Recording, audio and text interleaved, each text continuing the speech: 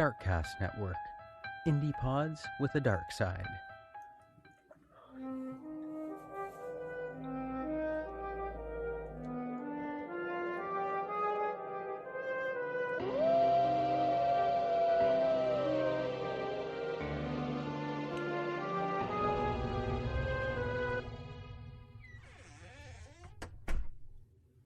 You are listening to Castles and Cryptids, where the castles are haunted and the cryptids are cryptic as fuck. And I'm Alana. And I'm Kelsey. And we're back! Did you miss us? Well, we're like a toxic relationship that way. We should have called. I just sent a text to you a second ago. I should have texted you yesterday. Well, because we talked about recording yesterday or today. And then I ended up dealing with car stuff because I basically had like my old car kind of just died. So anyway, that was the whole thing, and I was just like, I mean, wait. Yeah, that's been ongoing headaches. Yeah, I think you could probably tell that thing was on its last legs. But anyway, so I just got caught up doing that yesterday, and on the way home I thought, oh yeah, I'll just get to go home and then maybe we'll have time to record. And then I didn't get home till like 8 or something. I was like, oh damn, that sucks. Yeah, but I have a car now, so yay. Yay. Yeah. That's exciting. Boo boo boo. Can continue to drive myself to work. Yeah. Like an adult. Yeah. No, it's good though. But anyway, we've been both having crazy weeks. We had to do Patreon last week, and then I don't know, that kind of seemed to push things back, and then I don't know, I was busy, you were busy. Yeah, and then there was like weird tech thing. I don't know what was happening. Oh, I'm trying to block every tech issue out, because every time I try to start lately, since I got a VPN, it's like 30 extra minutes of restarting and troubleshooting, and yeah, it's been weird. Bullshit. Yeah. Anyway, it's not an ad, and it's not it will not be a sponsor. No, and I won't be like a complainer and be like, it's all your fault, freaking whatever. Who knows? So anyway, we probably should have had, like, this one was supposed to be out from our regular scheduled programming, like I think last Friday, but then I was still working on the Patreon. I don't know. Oh, and the Patreon had problems too. Other tech issues. Yeah. I forgot. Really? Yeah. I don't know. It just was so maddening how every time I tried to download the audio, mine was cut off. And then you were like, I'll try it when I get home. It was like half as long. I felt bad because that was the first night of me closing for the next 3 nights in a row, and I was like, oh my god, how do I even help right now? Because like I won't get home until like 9:45. I'm like, this sucks. That's too late to start messing with stuff. I get it. Yeah, so I just came home and was like, oh, I'm gonna like see what it looks like when I download it. And then it was weird because I had to like, I don't know, like click to listen to the audio, but I could only listen to us one at a time. So I like click on it and it starts playing and I go, okay, yeah, like that's Alana. And then I like click to the end of the audio and I was like, okay, well, we're saying like bye and stuff. So I was like, okay, I think that's the right thing. And then so I exit out and go to mine and I was like, okay, well, we said like bye and everything. I was like, both of us said goodbye, so I'm pretty sure this is right. And you put you were saying it cut off at like a weird thing. So yeah, once I put it into the editing, like the the editing software, the Audacity. So you previewed it before that, and it was all there. Is that what you're saying? Yeah, I just like clicked it to like listen to it in like whatever media player the laptop has. You can like okay. Huh. It would say that the download was going to be the same size, the same length, Like when I would hover over Yeah. it on the Zencaster, and then it was like 46 minutes instead of like 120. I'm like, I don't understand. It happened Yeah, like that's really the weird. next day too. I was like, I'm not just crazy. That's not the right one. Yeah, that's really weird. Yeah, like I said to you, I But probably have to clean up my computer shit. Make sure that all the extra things are gone. So yeah, that'll make a difference. But I'm just hope happy so. we I was telling you, I was like re-recording it. Oh, It kind of ugh. sucks and it's never the same and And we would have like had to go it's back. just I last barely got into the resort. history of ley lines. Like, it was like, oh no. Yeah, that one Yeah. I told you about where the person was like, okay, now I have to re-record my audio because I can't get my two other co-hosts back in here. That's too much. And like, can you imagine we're just Oh yeah. reacting to your own podcast host? Like, Yeah. Be like, listen to me react to my co-host talking to me, but I'm not and I'm no longer live, but they are. Like, well, it's how I felt was like my audio cuts out and then it's just, and then you know what? Just one person audio is just like, oh yeah, I hated doing cursive writing because I was really bad at, and then blah blah blah. And we were talking about just the randomest thing, and then it would be like, and that was you, and then mine. I'm oh just like, yeah. mine's gone, and then it's just like silence. And you're like, oh, this sounds like a bad stand-up where one person's talking, and there's just crickets. But like, I was like, Yeah. yeah. Oh my god. That's what Anyway. it was like when I was trying to check the ending. And then I was like, I think this is the full audio because we're just each going, bye. Oh yeah. Too funny. Ugh. Lord of mercy. Anyway. Yeah. Well, thanks for sticking with us. And Yeah.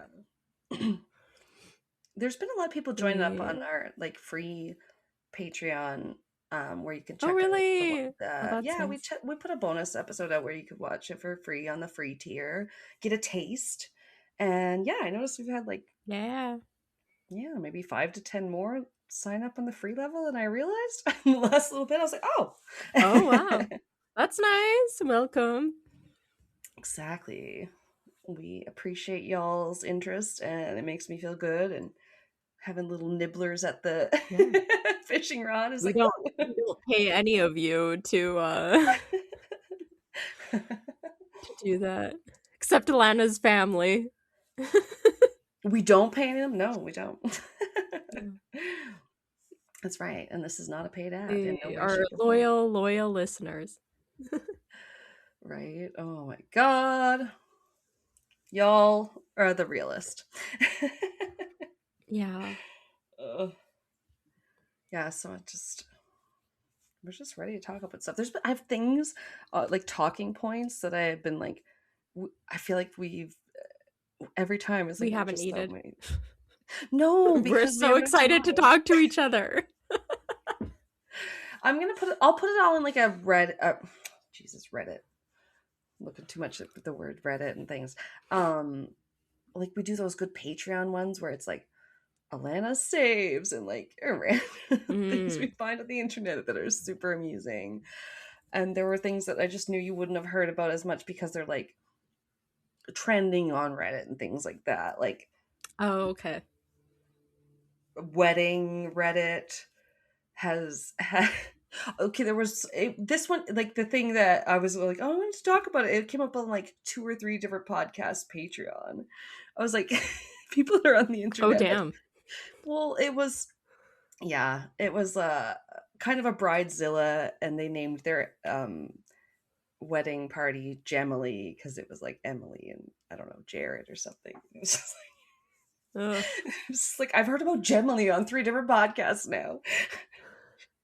But anyway, I thought you were gonna start talking about Taylor Swift and right? her and Travis Kelsey getting married by Adam yeah. Sandler. That's The tackiest thing I can imagine. The first time I read it, I went, oh, Adam Sandler went to your wedding? And then it was like the next thing I saw was like, Adam Sandler officiates their wedding, and I went, oh shit. Oh, he Like, officiated? wow. Oh. Yeah. Oh, I was like, I okay. I didn't know you were that good of friends. Oh, I no, I did didn't not know. Yeah, expect. that's a surprise at all that he went, but he's kind of beloved in Hollywood.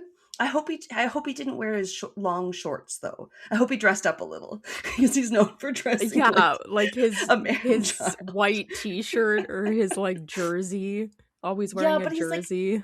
the nicest and like takes all his like cast and crew on like vacations and stuff too. So you're like, Yeah, I've oh, heard he's pretty good. He's pretty right. down to earth. He likes to pick up games of basketball with like people in New Oh, York and stuff. Yeah. you do gotta love a Um, quote unquote celeb that's just like me. You know, they're still down to earth or yeah. whatever. I'll take the millions of dollars in the bank account too. Yeah, yeah. But also, like, Yeah, that'd be great. I was gonna tell you that I had heard they had verified the Havana syndrome conspiracy was like Oh, really? real. It's like, yes, these are like we've had things that I haven't even been able to like look Damn. into or mention. I'd be like, I heard about this on something, and I'm like, we talked about this. Freaking Oh yeah, we'll have to do microwaves. like an updates thing. Yeah, that's true. I know some shows that do that. Like true crime headline Yeah. updates, especially when there's case Yeah, because developments. Mm-hmm. we had one. It was my spring break crimes episode. That girl. I Oh, covered her case. Brittany I'm sorry, I can't remember. Yeah, Brittany something. I covered her Drexel? case, and then it was like, Drexler? I think so. And it was Okay. like a month later they solved it. I was like, oh, Oh, it that's must crazy when be that happens. such a relief to the family and everything. Like, it's all you Yeah. can ever hope for a cold case. Mm-hmm. Like, Yeah, that's the and kind that of had been a coverage I like to while. see. Yeah. Yeah. Like something's confirmed. Rather, there was sort of infamously a lot of um podcasts or people that covered that one really unfavorably Yes. towards her friends. Yeah, and Yeah, almost and doxing them, like their addresses or yeah, something like on social. Yeah, yeah, just there not was a good. lot of that going around at the time, and It's yeah. tough. You got to be So I'm careful what you say on the on the mic and stuff. yeah. Speculating, Yeah, you but can like present like the theories and yeah. or like suspects if you will, but yeah, it especially if it involves people that young, like you really don't know, and turns out it had absolutely nothing to do with them. So like No. you really do never know. People were so confident that like these people had done it and they must be the shittiest people ever and everything like that. And it's like, well, it turns out they weren't involved at all. Like, No, they were practically so strangers that like just preyed on her, right? I don't really it was like remember. one guy, he was like Mm. some like sex offender creepy guy or something that Someone took her yeah, to it a was just in the house. area. Yeah. Ugh. Yeah. Yeah. Sorry, well anyway. Yeah, Yes. maybe we'll have an updates episode with a few things we can Yeah. talk about again. Yeah. No, there is some for sure that we have to like In our revisit. backlog catalog, I don't know, of the last 216 episodes. Just crazy. At least you didn't say the one. I think the funniest. I used to love misheard song lyrics, and this is along those lines. They were reading a review on how did this get made, a movie review someone posted, and they wrote that. Oh, I'm just glad they got their cum muffins. The Their bad guy cum got their cum muffins. muffins. I was like, Oh oh god, yeah. I need a segment on miss miss sayings, and oh, I love that shit. It makes me laugh so hard. Yeah, sometimes I see something online and I'm just like, do you and I want to be like, is English your first language or are you Mm. like actually just phonetically spelling something right now? Cuz sometimes it's Yeah. like that is in no way that word. Like I know what you're typing, but that is in no Yes. way that word or that saying. No, I seriously saved a post today because I had to. It was like, what word were you like? way too old when you learned you were like saying it wrong or something. Well, I remember it was in school. It was like a riddle, and I always think of it now when I see something like that where it's like, that's clearly not that, and it's like really Okay. phonetic or just spelled so terribly, because the riddle was like, oh, this guy is he's trying to buy like a bull or whatever, like, yeah, and he is in like another town or something, and he has to do a like telegraph, and he can only afford one word on the telegraph, but he Okay. has to tell his brother that they're going to pick up the bull. So they're like, what's one word that you could telegraph that he would know? Like, and it's comfortable. The word is comfortable, because come for da bull. Oh my god! And it was I did not see that coming. So now, yeah, and I was like, we learned this riddle in school. Bull. Yeah, come for double, or come for double. Jesus Comfortable. Christ. It's great. So every time I see a word where I'm just like, no, or it's like, that's phonetic, like, I always go, comfortable. Comfortable. Comfortable. You really can play with language, can't you? Yes. Yeah. Yeah, it's been like 15, almost 20 years since I heard that riddle for the first time. I always go, comfortable. Comfortable. Riddle. I was like, wait, because you do hear the ones. Yeah, if yeah, they're it's just like a little riddle. Yeah, or if you like mix up a saying, it's like a mixed malaphor. Yeah. Or, I don't know. There's so many different names for those things. Oh my gosh, I didn't. Yeah, that's funny. Comfortable. Yeah, so that's always what I think of when I see something like that. Stay for the steak. Oh, I don't know. Yeah. Gordo's just beside me snoring. So cute. I was wondering, we haven't heard of him. He's going, oh. All right, we best not wake the beast then. No. No, we have he's some ready. folktales. Oh, what is he doing? Yeah. He's ready. He's already asleep. He doesn't need any more stories. He's comfortable. Yeah. Oh my god. Love it. Yeah. The Patreon is out. We did mention that, right? Yeah. We were just, and then we passed by. I think so, yeah. Both parts. Your whole it was almost like 2 whole episodes, because they were long. It was like an hour and a half each. You talked about 2 weird fucking lakes. A sponge lake and a lightning lake.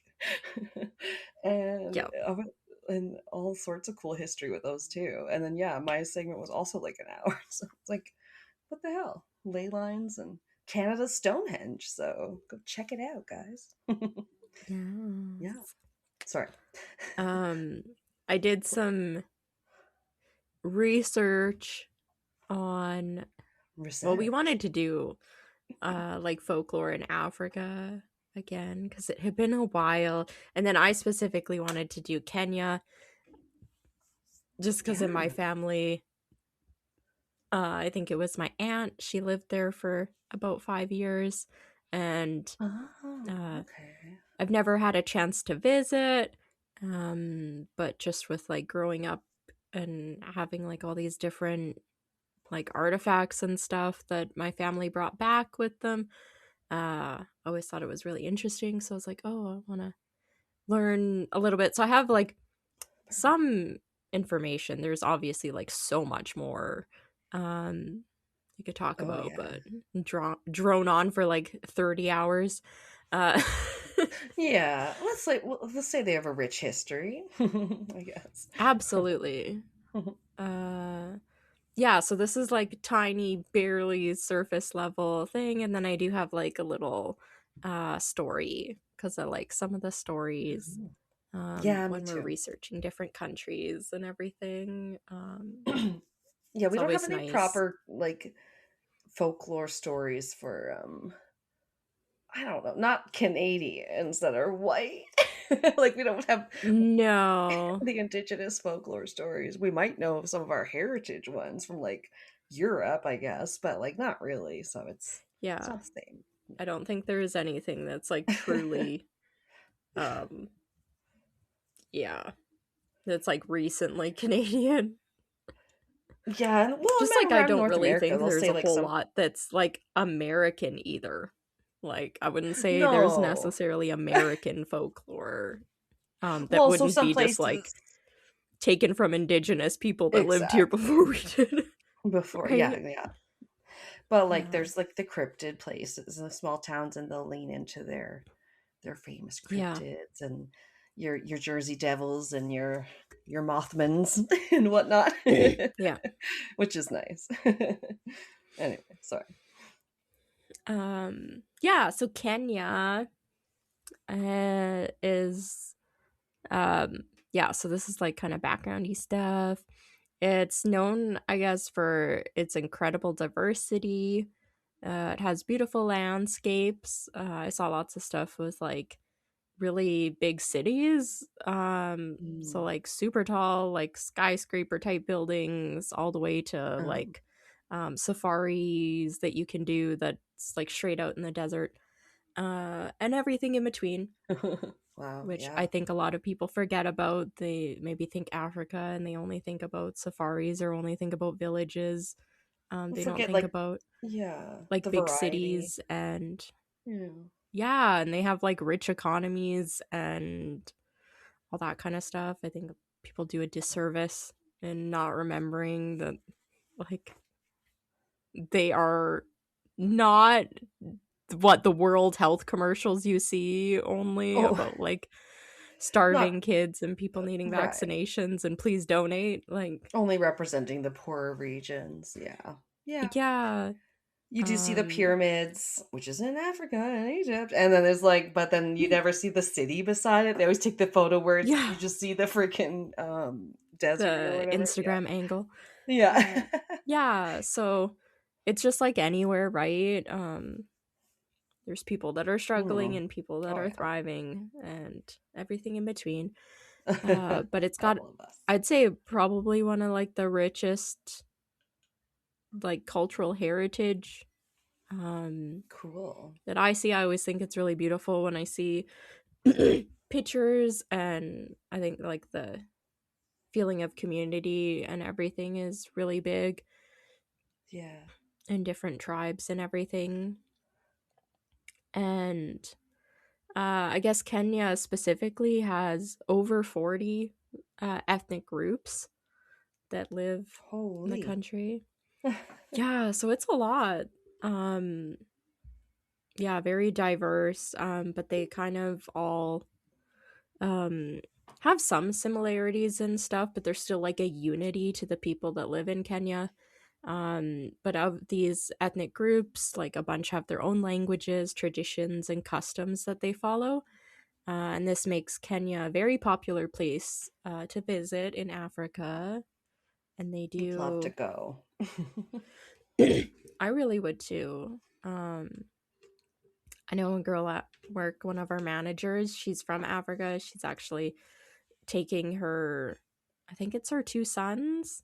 Um, they're like just under 10, I think, and they've never been, I think she said, and she's taking them Oh. there this Aw. summer. They're leaving fairly soon, and they're going to be she's on vacation for 5 weeks with them, so I think that's great. Wow. um No yeah, it's so kidding. nice. I can imagine um like a lot of their lives she couldn't go because of COVID and stuff like that. So that's oh really yeah, cool. that's very true. Oh yeah, it's Yeah, such a big chunk of time. Like those kids, if they're under 10, holy. yeah, especially kids, like they won't remember the first 4 years hardly, so like I feel yeah, bad my kid was like in some pretty formative years when COVID was happening. I'm like, oh yeah, you're yeah, just like a teenager. You just want your like high school experience. I mean, not that everyone loves high school. I didn't, but it's just like yeah. people having to go to school on Zoom and stuff was just woof a lot. That would have been my nightmare. Ugh, Like, literally. yeah. So obviously with there being like 40 ethnic groups, there's a lot you can talk about. But I'm gonna talk about like some of, what is this? The 4 kind of most common, don't want to call them most popular, but maybe most discussed, that people might have heard of. So there's this first one group, I definitely had Swahili people. Okay. Yeah. So they live primarily along the coast in Kenya, because it is like right along the side, kind of like in what, the eastern, like southeastern section Oh yeah. of Okay. kind of the little like part they're in. Yeah, so they're right along the coast, and they're a blend of African, Arab, and Persian cultures. Ooh. And this like blend of these different countries, continent, influences their language and their architecture and cuisine. So I did find it like a few pictures and stuff. So yeah, the Swahili clothing is a lot of like wraps, and they really like their beadwork and everything, which is really common in Kenya. Oh, Same with like the cool. clothing wraps and everything. Very colorful, eh? Yeah, it's just beautiful. We could do with some more color and fun clothing here too. I find like You like India too is just camo? yeah, no. My pants are camo. I want the opposite of camouflage. I want to be the most neon What? focal point. I feel like I used to dress nicer, even if it was just my Value Village long wool coat and I don't know, stupid high heels. I'm like, now I want to be comfy. Yeah. Like, Welcome to your 30s. right? You get to a place where you're like, fashion is great, but also I have to be comfortable. Yeah. Oh man. The next is like the Kalenjin. They're known for Oh. their deep-rooted traditions of long-distance running, which Okay. means they have produced a lot, or a Oh. quite large number of world-class athletes as a result. I think the one said like, Okay. is it Usain Bolt? He's from this group. Yeah, so So, just known. That's the one where they like run and run and run and run after like animals and stuff, because the animals will tire out before they oh. do. It's like crazy. Oh, so for like Yeah. hunting. Wow. Yeah, That is that's really crazy. where it like I've heard it comes from, but Crazy endurance. yeah, like that's what a lot of it is. So yeah, they're known for that. So obviously makes them Wicked great cardio. at, Yeah. yeah, must have really strong lungs and hearts, and yeah, Mm, good cardio. Yeah. damn. It's crazy.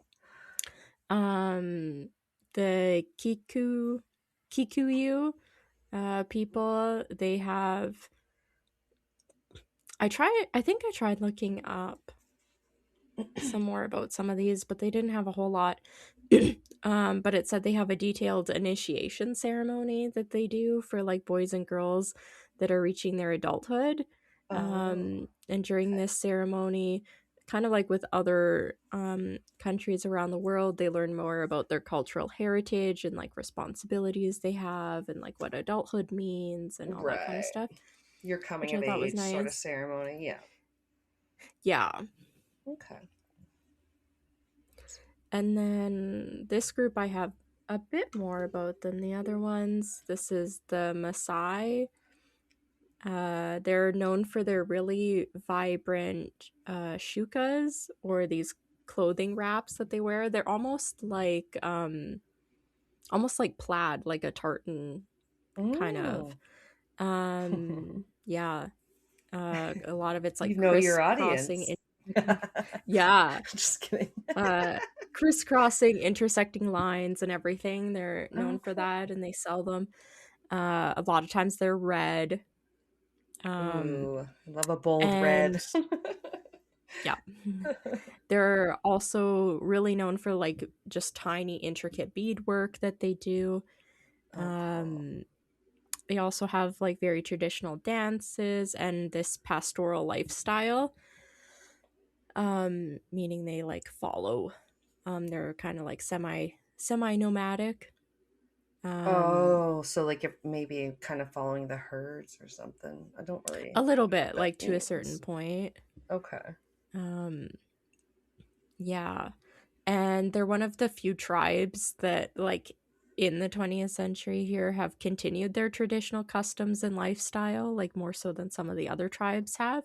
Oh, The Maasai are semi-nomadic, yeah. and they live in the southern area of Kenya and in northern Tanzania. And Nice.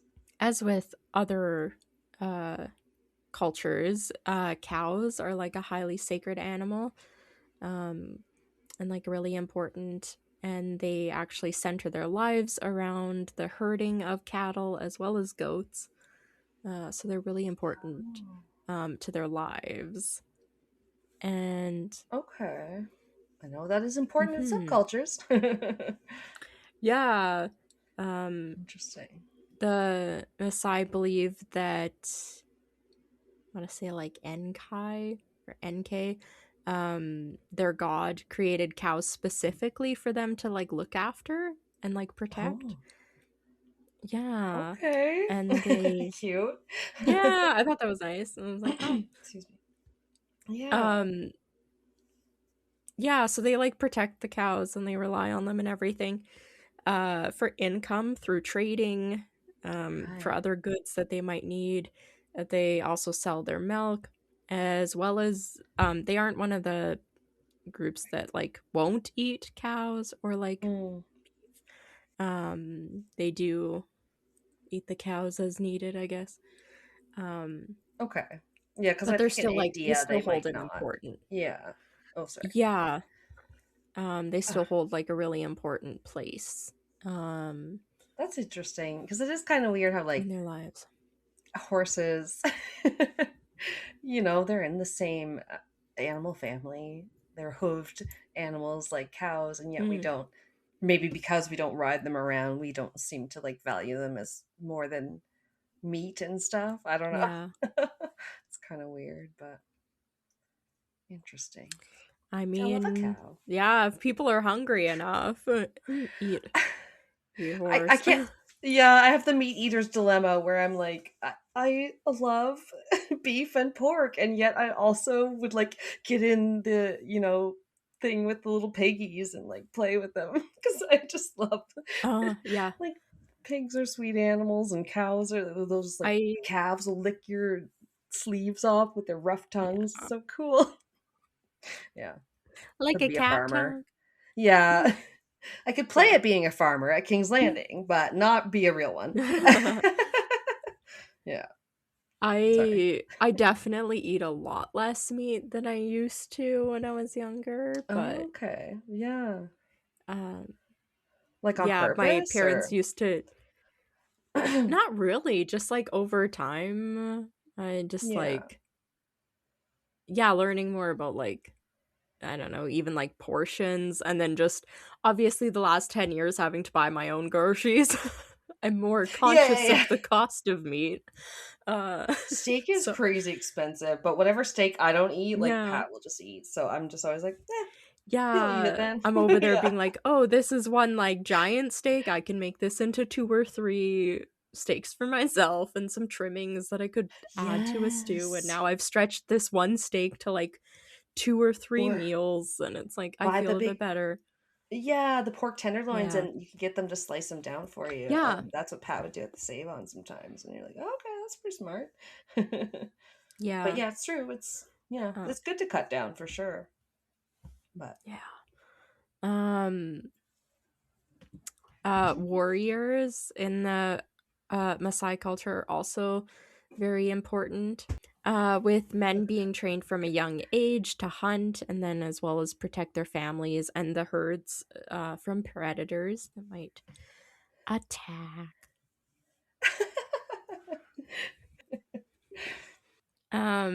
So the Maasai, yeah, their clothing, they're really known for wearing this really vibrant red clothing.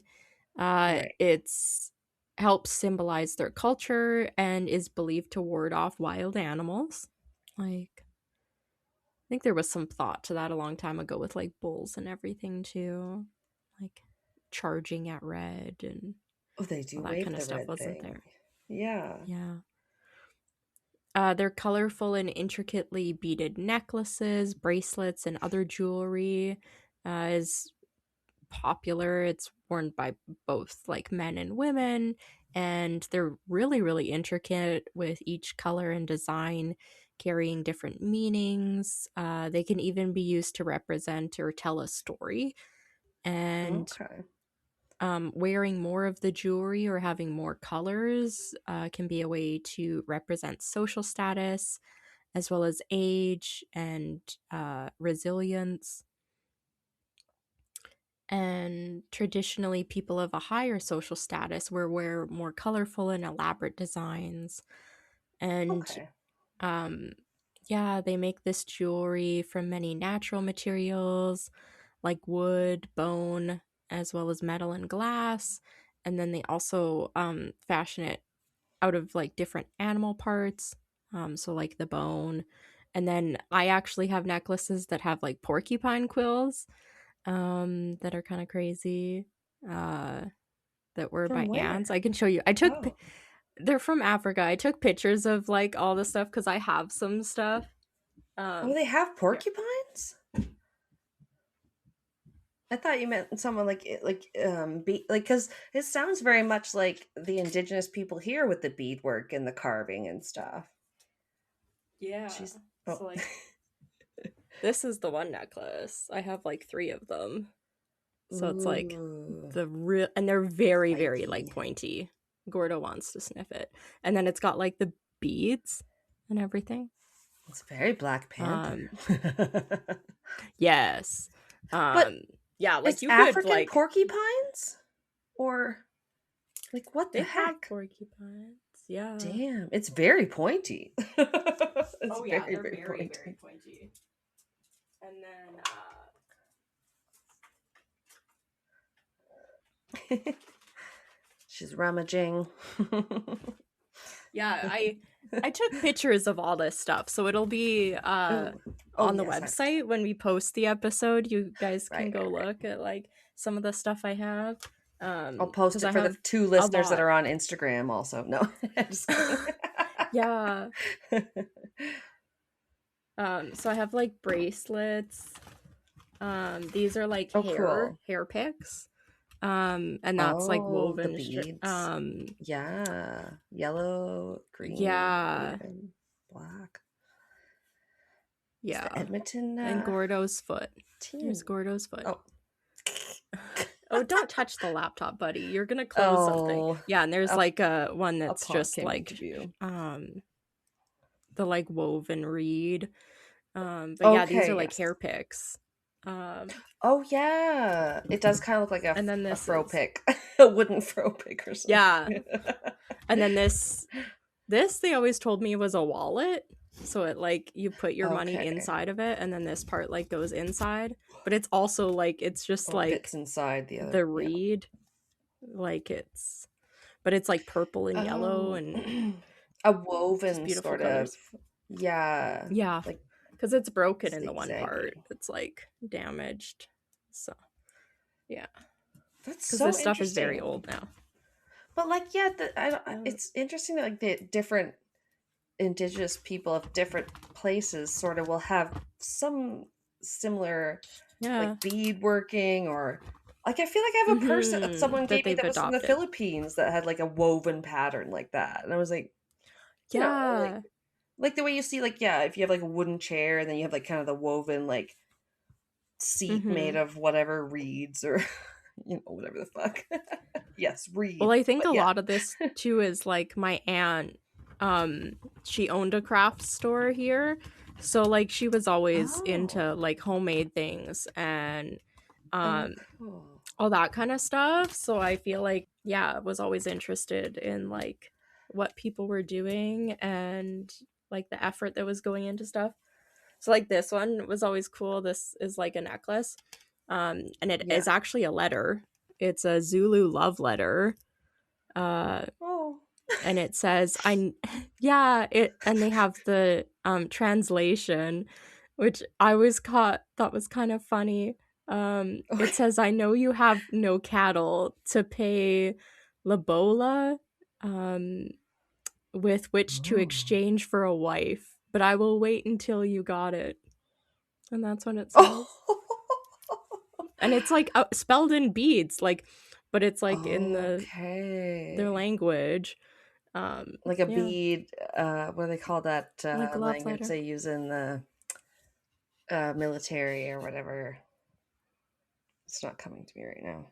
Morse code. It's like spelling it out like wow.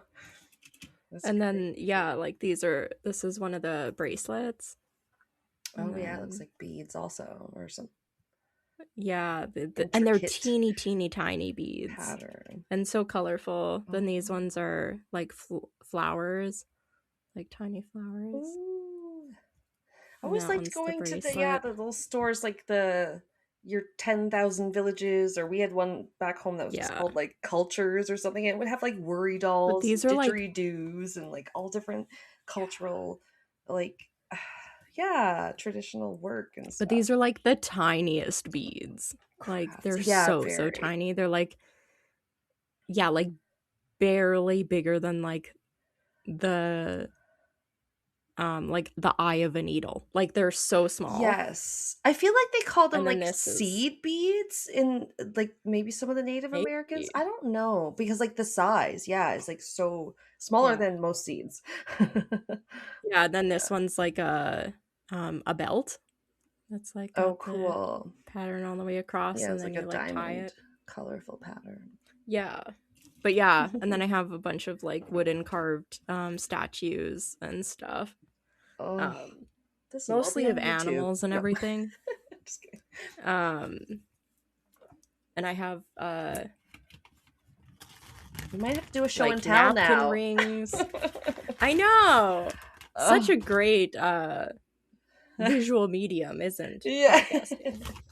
No. But like I said, I took nice pictures of everything. So if anybody's interested in like seeing specifically what I was showing Alana, some of the stuff and more, you can go onto the website. It'll be there. We could do a live on Instagram, maybe. I think you might have to have a certain number of followers before you could do that, actually. And then we have I couldn't find the exact one, but apparently they're semi-popular. I don't know. Somebody, either my grandma or my aunt, brought back a copper like clock that's the whole so it's shaped like the continent of Africa, and then it's a clock, and then it had a couple animals on it, and it used to have an elephant with like tusks on it, but I think the tusks broke or something. And I haven't seen it in a number of years, but I did find something that looks very similar to like what I remember. It just doesn't have all the detail from the map behind it, but it would look like this. Like I see the map with it's copper. Oh, okay, but that's a clock. It's like a wall clock, and they're very, very heavy, and they're like, I don't know, probably like 2 meters across, or like not a meter, like a foot across. A meter is like 3 feet. Not a meter. No, I see. I like that. It looks like a map, but like with things, like the symbols of what you might find. They're kind of standing out on it, like a big version of. I'm not sure what exactly, but like the pyramids or whatever. I was like, oh, okay, that's cute. It's a great shape. Honestly, I've seen. I forget what show. Like there was at least one reality show where the one lady had. She's African American or whatever, so she would always, to show her heritage, she'd have like earrings that were in the shape of the continent of Africa. Ooh, I was like, God damn, there's so many cool African earrings. Yeah. Love the I jewelry. really like when people put like their passion and everything into making something and sharing it with people. I think that's really nice. Oh yeah, totally. Yeah. It's just something like you can buy that's unique. They put their own spin on it. Like, yeah, there's Yeah. not 10 million things. Um yeah, so getting into some more stuff. Again, I found the most about like the Maasai people. So I guess before the European colonization of Africa, the Maasai as a tribe occupied most of the fertile lands. Um, so they were like way huger, and they lived in harmony, sharing the land with the wildlife for hundreds of years. And then Wow. kind of starting in 1904 to 1911, kind of similar to here, um, in Canada and in the US, where like Oh, treaties were signed by yeah. like a few members of the tribe, and this Pardon. caused the Maasai people to lose about 2/3 of their land, and they were forced to Mm. relocate to some of the less fertile parts that ended up being in southern Kenya and northern Ah. Tanzania, kind of where they are now. Oh, damn. Um, Yes. yeah, Sucks. but despite this, they, as a people, were able to retain most of their traditions. They must have worked really hard too. And they kept a lot of their lifestyle, and even today haven't really adopted to more of the modern conveniences, you'd call it. Okay, But yeah. obviously, there's like continued threats as like Kenya just continues to develop as a country, and with the ongoing transformations of the like rural areas trying to keep up with growing populations, it kind of is just happening. Like they're having to put in infrastructure and everything, so it's as like populations grow, Gotta keep up with the you times. know. Yeah. So as more land is being developed, the Maasai and their livestock, along with the other wildlife in the area, are kind of still being pushed out.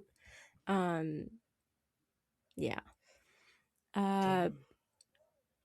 yeah, I wanted to mention that because I feel like that can definitely be parallels to North America here, where similar things happened with like treaties and people losing their land. And yeah, I Yeah. mean, here we had like reservations and stuff that a lot of people were Mhm. um, more like forced onto and everything. And yeah. Yeah.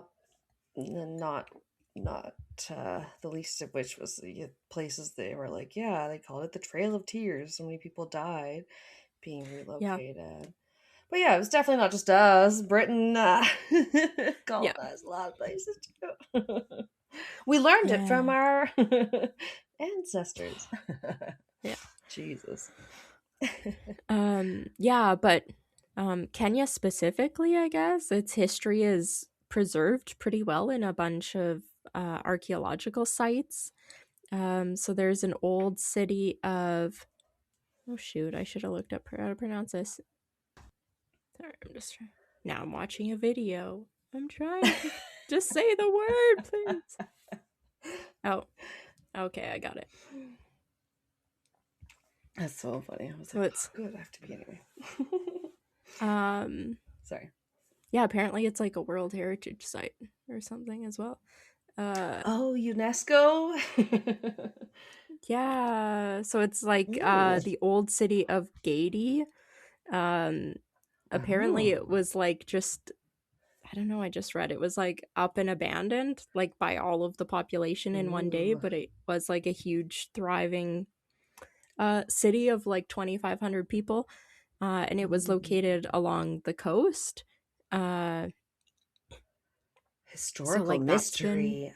Abandoned city. yeah, that's Damn. been a really important place for history, as well as a prehistoric Great Rift, or the prehistoric Great Rift Valley, which contains some of the first human fossils. Oh, So that's wow. where life started. Some of the oldest fossils in the world. So yeah, it's really important sites. in Kenya that have been located and studied, hopefully respectfully. The first Jurassic Park. Oh, the DNA from the dinosaur. Oh my gosh. Cool. Yeah. I do have a couple things about language and then a couple things about like festival celebrations. So like for languages, yeah, the one I always heard about was like Swahili. It's Yeah, also known as same. Kiswahili or Kiswahili. It's a mixture of Bantu, Arabic, Persian, and Portuguese elements, kind of like all Wow. together. I think that's what happens just when like so many countries are nearby. Everybody kind of like influences Right. each other, and we just don't get that in North America as much. It's like different happens a lot in like French Europe. dialects maybe here in Canada, but different French dialects in Africa too. I think it's funny sometimes when people will be like, "Oh, that sounds like your typical Frenchman on a podcast eating a baguette," and I'm like, "You mean a Frenchman from France? Because people speak French in a lot of fucking country. They like, like it's just like being like a typical Englishman or something. You're like, nah." Not these days. There's a lot of people that speak English or whatever, and yeah. But oh yeah. Yeah. Sorry. So Swahili serves as a national language along with English, as you mention it. So like English is still well known there. And then Kenya's motto, Harambe, actually means like pull together, which I thought was really cool. And it helps That's their reflect the motto? country's collective spirit. Yeah. It reflects the country's collective spirit despite its like huge diversity of people. Like I said, there's like over 40 groups. So like the pull together or Harambe is like we're all together still, even though there's so many like differences of people. But wait, is that all you? Do you have more on Harambe? I thought that was also a name of a famous. That's like that gorilla. Yeah. Okay. Yeah. Just wondering if I was. But that's just a named gorilla. I know. Yeah. I just was like, I've heard this before. Okay. Yeah. And then the Maasai people, they speak Ma, which is a language similar to Samburu, which is spoken by the Samburu people that live in more so in central Kenya. And the Ma language is related to Kamon, spoken in the south and the southeast of Lake Baringo, which is west central Kenya. And Ma is mostly spoken, or is a mostly spoken language, and there actually isn't like a written language for it. So yeah. So the Ma language itself exists primarily through like the stories, songs, and folklore that is passed down through generations verbally. Like we're doing now. The Maasai people also commonly speak English and Swahili. So okay, cool. Yeah. Same as we kind of talked about, like Swahili. Sounds so exotic. And then they do have like a few festivals that I guess are popular if people are traveling. Obviously, it's popular with the people living there, but then people that are visiting and everything sometimes are like invited or encouraged to participate in like different festivals or celebrations. So there's like the Mombasa Carnival, which kind of looked like a parade, but it's a celebration of like the coastal cultures. So there's like dancing and music and like a parade aspect of like all the different groups and everything. Oh, that's fun. A gathering. Yeah. Yeah. And then there's the Masai Mara Cultural Festival, which helps incorporate the Maasai traditions along with their traditional dancing and storytelling. Their best known dance, which I did get a couple pictures of, it's called Adumu, or it's called the jumping dance. And it's traditionally performed by a group of men who take turns jumping, like literally as high as they can, in a show of strength and to try and attract a wife. So sometimes it, like some of the pictures I found of them doing this, their feet are like above the other people's heads. Like, and they've just like jumped straight up, taking off. Just straight and jumping straight up in the air. Standing straight up. It's not like they're jumping and then lifting their legs and like crouching down. Like they're standing straight up, and like the bottom of their feet are above other people's heads. Like they've jumped their legs like are straight 6 feet in the air. Their legs are straight and they're like 6 feet in the air, and it's like cool. They're like that's crazy. Yeah, you're like, you should come over and do the high jump or do the long jump. Sounds less like a dance and more like an Olympic sport. Yeah, I'm sure that's why some of these places are like athletes. And then they really related to that French pole vaulter that jumped so high that his dick got caught on the pole or whatever. I remember. I'm so sorry, my guy. I tried to look up your name, but you'll forever be that French guy. Yeah. Same with what was happening with that Olympics. They had that guy, and then they had that like target shooter guy that like didn't even use the sight thing. He just like shot like.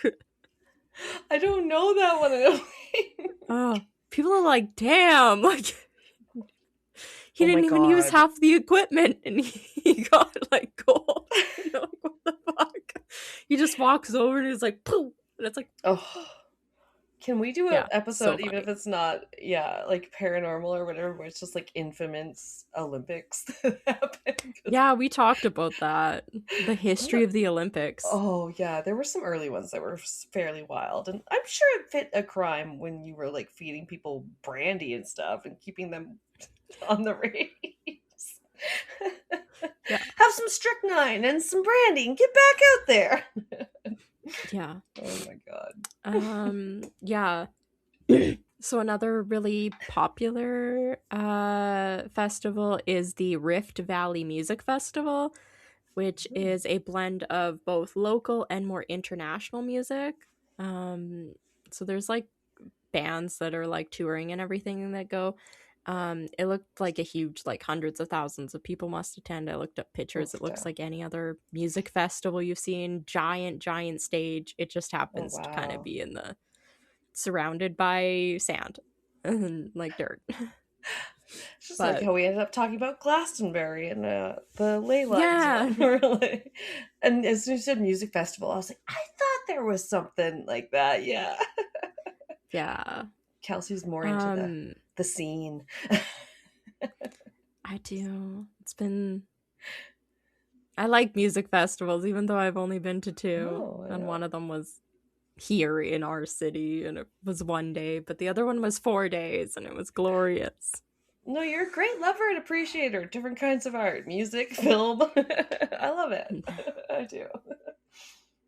I could do without the camping on the ground with no mattress or nothing for 3 nights. For that, yeah. Yeah.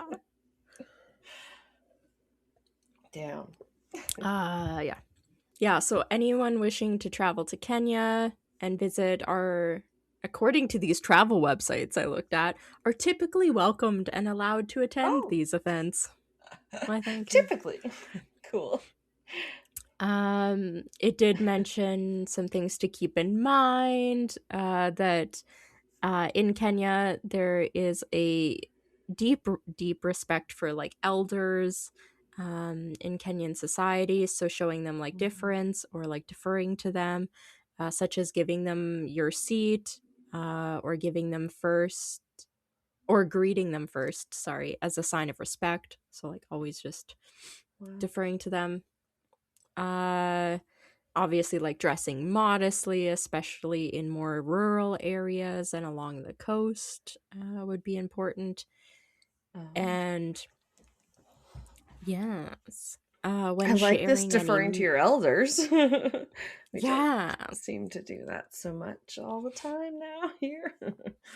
no. When sharing meals, it's polite to taste any food that's offered. Like, taste Okay. everything as a sign of respect or appreciation. That seems And pretty then, worldwide. yeah. I've heard this one before. I don't know if it's another culture that does it too, but eating with your right hand is the normal, Oh, like, norm okay. thing to do in a traditional setting. Mhm.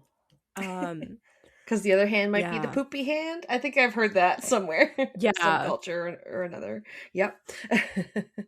Yeah. I mean, You got a good hand or a makes better hand. sense.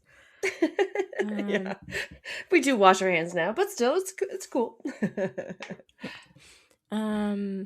Yeah, so getting into like a folklore story, it's very important in Kenyan tradition. As I said, like the Ma language like doesn't even have a written version of it. So like Oh, folklore told through oral history and storytelling is passed from one generation to the next. Uh, as like a way of passing cultural knowledge, and stories are recognized as one of the most powerful means of communication in Kenya. And this is done through like sharing of words, songs, chants, sayings, and proverbs. Um, and these can include not only myths and legends, but also like we have stories to teach morals and educate, enlighten, or yes. inspire. And they're ingrained in like everyday life there. Excuse Um, me. this was cute. There's things called Tales by Moonlight, Oh, also known as Fireside Tales, which is like campfire stories because they're commonly yeah. told by adults to groups of children around a village fire. I was like, ooh, Okay. Tales by Moonlight. That sounds so nice. Reminds me uh, of camp. Yeah. Very yeah. quaint. These stories that are shared are meant to prepare young people for life, teach them something, or even just explain the origins of the tribe, or like explain their laws. And Kenyan folk tales commonly center around different types of animals and can vary from tribe to tribe, but they often or commonly include like the hare, leopards, snakes, and lions. Oh, okay. So I have one that has. Uh, They're does it have any of popular these? folklore creatures. I was gonna say I ran across a couple of those creatures in some of my Yeah. stories. A They couple weren't. of the first stories I was Yeah. reading had like a hare in it. And I was like, oh.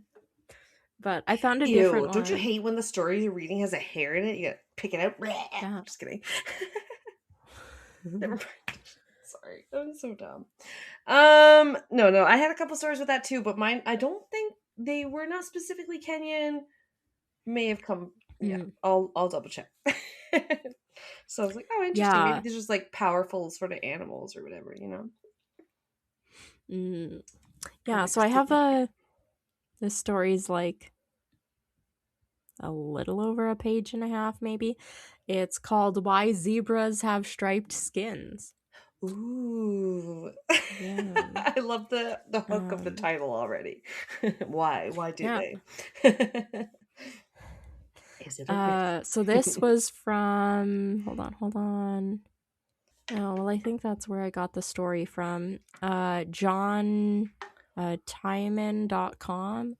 I don't know why your link doesn't work, but I'm pretty sure this There was where is. the story was typed out. Oh, okay, yeah. I feel like there's various retellings sometimes online. Yeah, Yeah.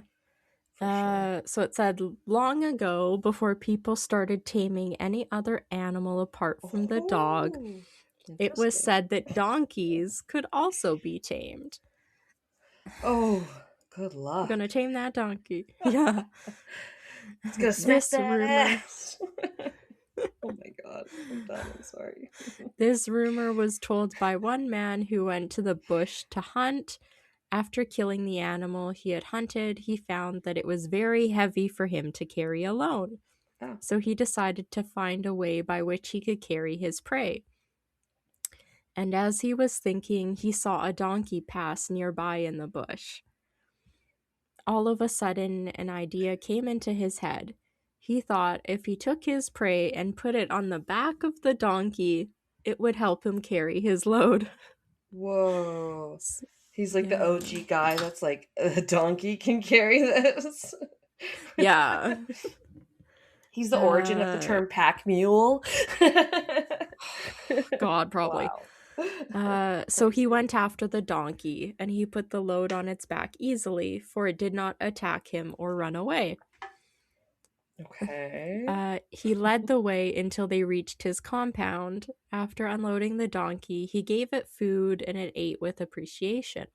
And from this time on, this man kept the donkey. This story went around that somebody had tamed a donkey. So the donkey was famous for its hard work, and throughout the village and the surrounding area. It's like he's a lion Everybody wants a donkey or something. What? Okay.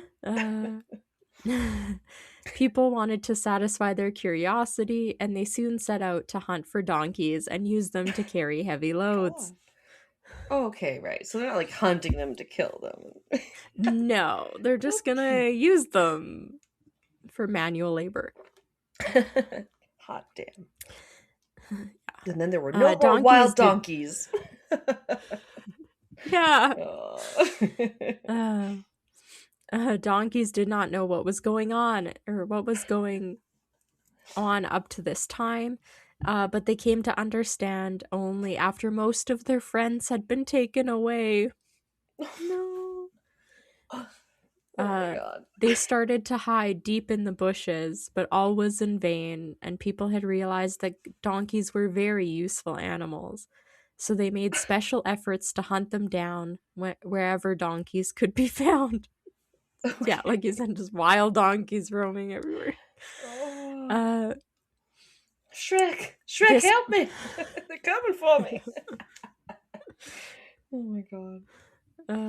This problem really worried the donkeys, and many of their kind had been captured, and the rumors they heard were horrifying. Oh no. Rumor had it that those donkeys which had been captured were working too much, and they were given only enough food to keep them going.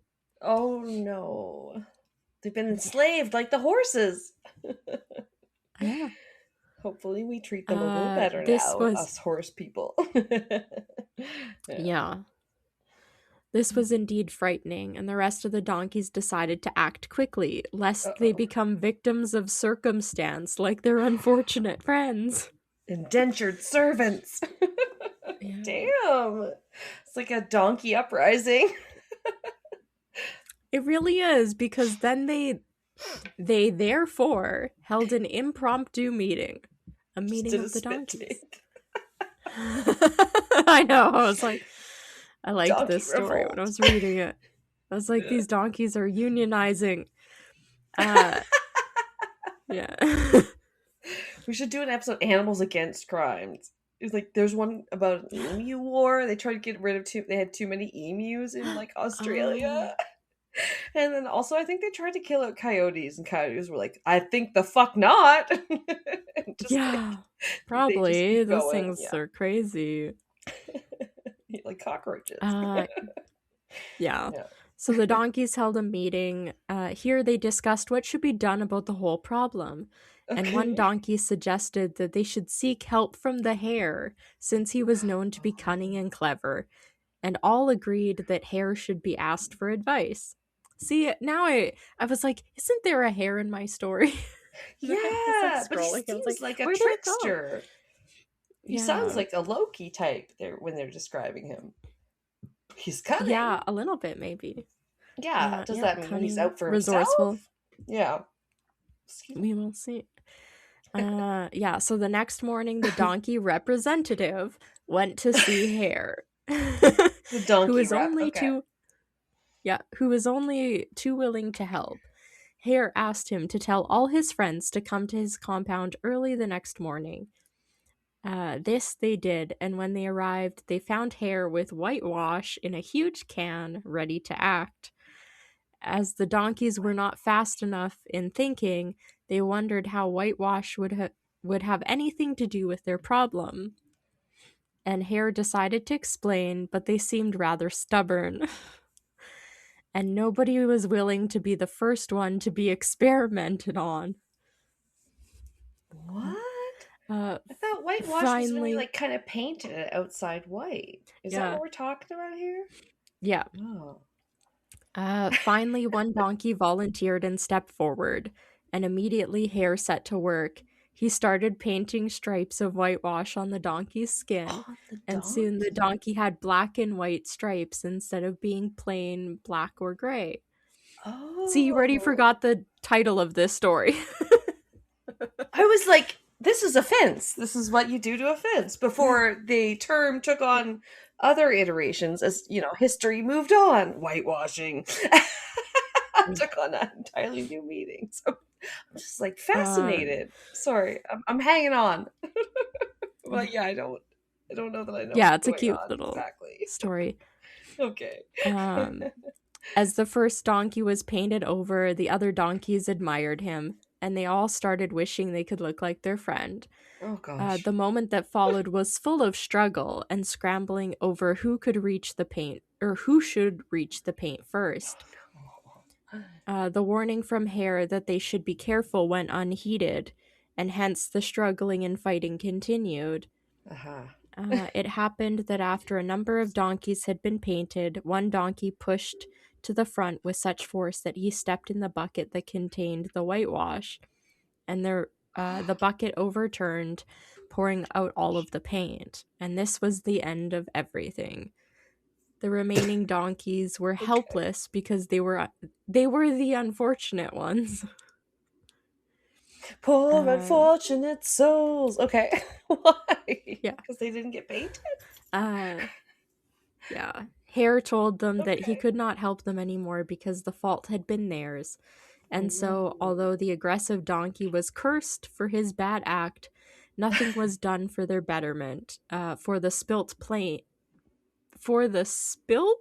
paint could not be recovered.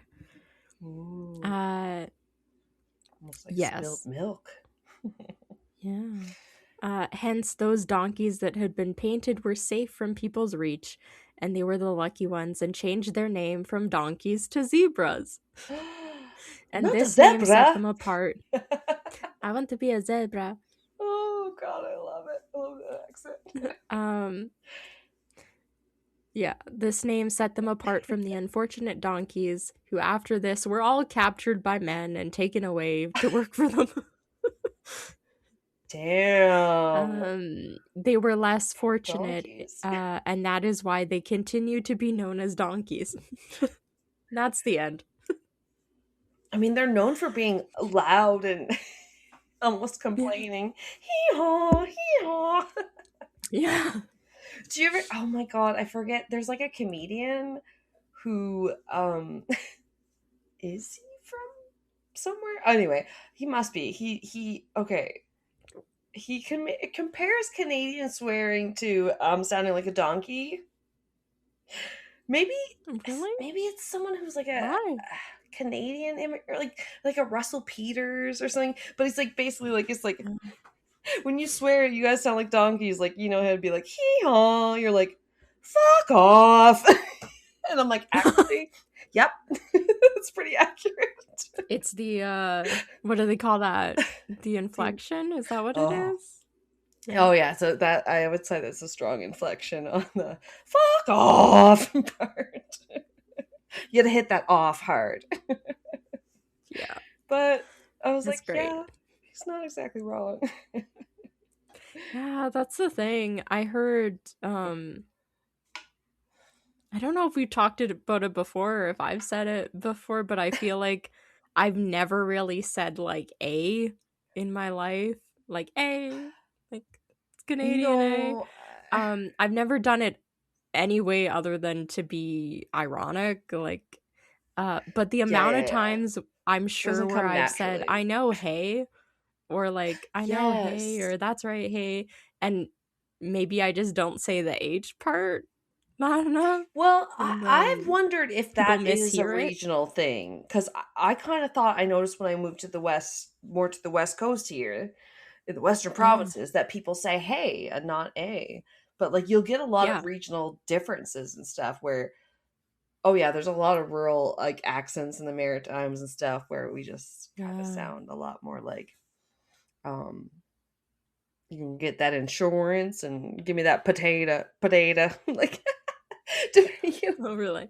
you know how it is. If you're from Newfoundland, you might I'm sound so slightly bad. Irish and stuff. I'm so bad for like picking up on people's accents. Where like Yeah, I can hear an it's tough. accent, but I don't know, I just associate it like with that person. I don't start like Mm. thinking, "Oh, they're from here," and like that's whatever accent. I No, don't know. It's like I just stop at like that's that person's voice. Like it right. and I can't like link it to like anything about like yeah, like language or whatever. Same with last names when people are like, that's this last Mm. name spelling. Oh, is your family from here? I'm like, how the fuck do you know that? Like, just like can't pick up on that Wait, kind of stuff. yeah, I'm like, somebody could literally tell me and I would that's not yours. remember.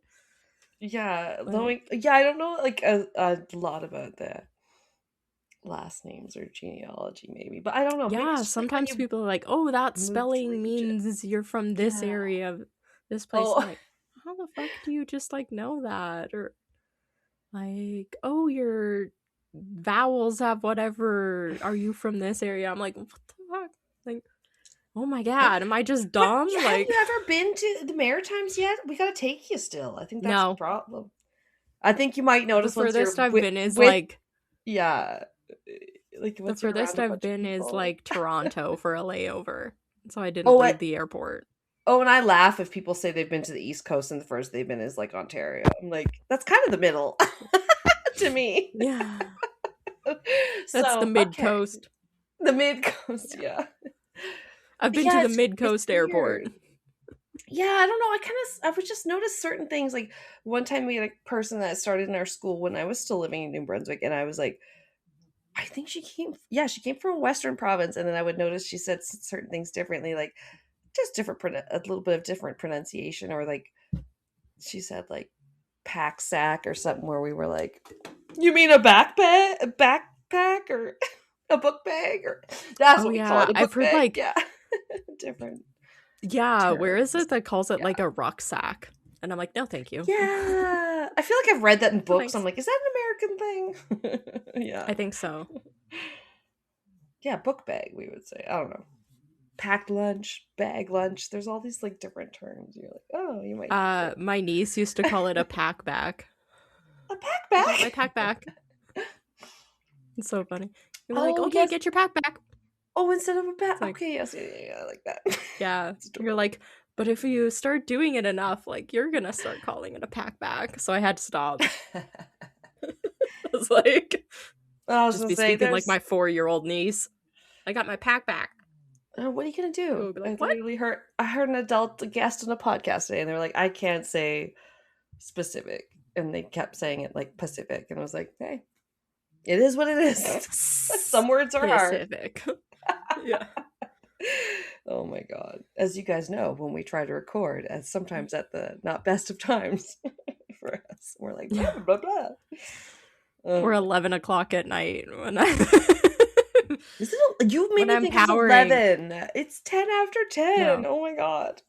when I'm powering down for the night. Just like, no. Yeah. Oh, seriously. Yeah. I perked up a little bit now that we're recording, but I was like, I'm so tired today. It's been like I know school all day today, I yesterday. came home from work and I made a iced coffee in a Ooh, giant mason wow. jar. At It was what just like, this time is of day? It was like Afternoon. 4:45. Oh man. Yeah, that's rough. It wasn't overly strong. Gordo, you're snoring other day so loud. Jesus Christ. I wanted something fizzy when Pat was going to the grocery store the other day. He's like, "You want anything?" I was like, "Yeah, maybe something fizzy, like, you know, like he was going to save on, so they were gonna have clearly Canadian, which is clearly the Now that you've turned, I've let you know, you've been turned on to them. You tried when we were at my place. I was like, these were like, yeah, it was like an old school like flavored seltzer water. I don't know. It's not quite a pop, but Yeah. it's kind of like a fruity. It was really good because fizzy it was like beverage. slightly Yeah. sweet. Like it wasn't the. Yeah. I think I told you guys it wasn't fucking. The whiff of flavor. Yeah. I can't even remember the brand. What's the freaking brand I hate? That you were drinking? No, that I don't like. That I told you guys. Oh, well, it's not. Whatever. White Claw, maybe? Yeah. Yeah, they're like a barely flavored seltzer sort of feel. I like when people make fun of that shit on where you're like watching a show. Slight, ever so slight. Give me 1/10 of a gram of sugar, please. Yeah. Fucking just do it. I'm sorry. I need 1 granule of sugar. Yeah, otherwise, no.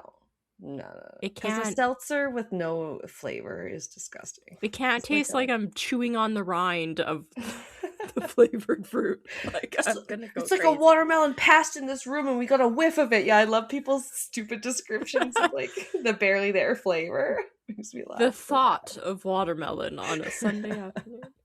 Well, no, but like sometimes they'll make a martini like that where it's like a very dry martini. Like they don't put vermouth in it. They roll the vermouth around like the shaker and like then they put the vodka and then they like put it in the martini glass. You're like, so it's basically vodka that's like known vermouth. Has been acquainted with the vermouth.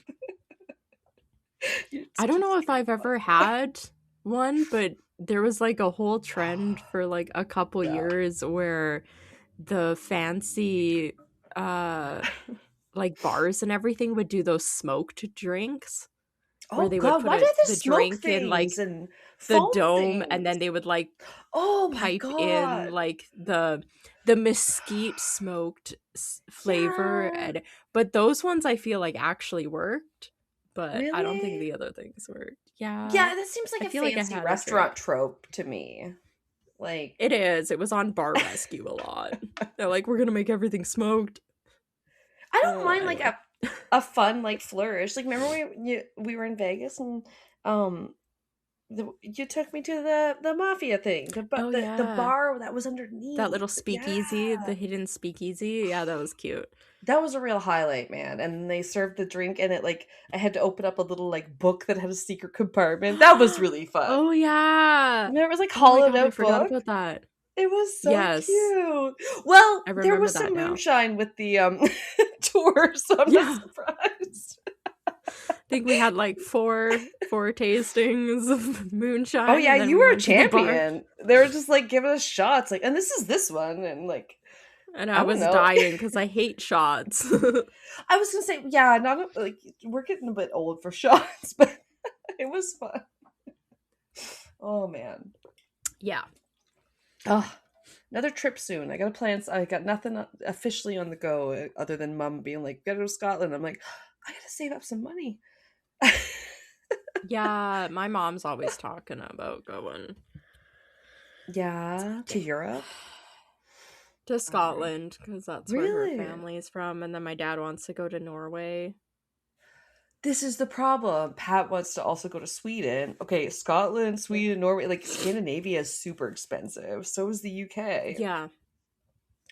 So that's why I'm just like, I want to, definitely, but I love that my mom likes to do things sort of what feels to me like spur of the moment. Like it's a few months away. I'm like, I don't know what kind of money I'm gonna have then. Like I just had to like replace my car.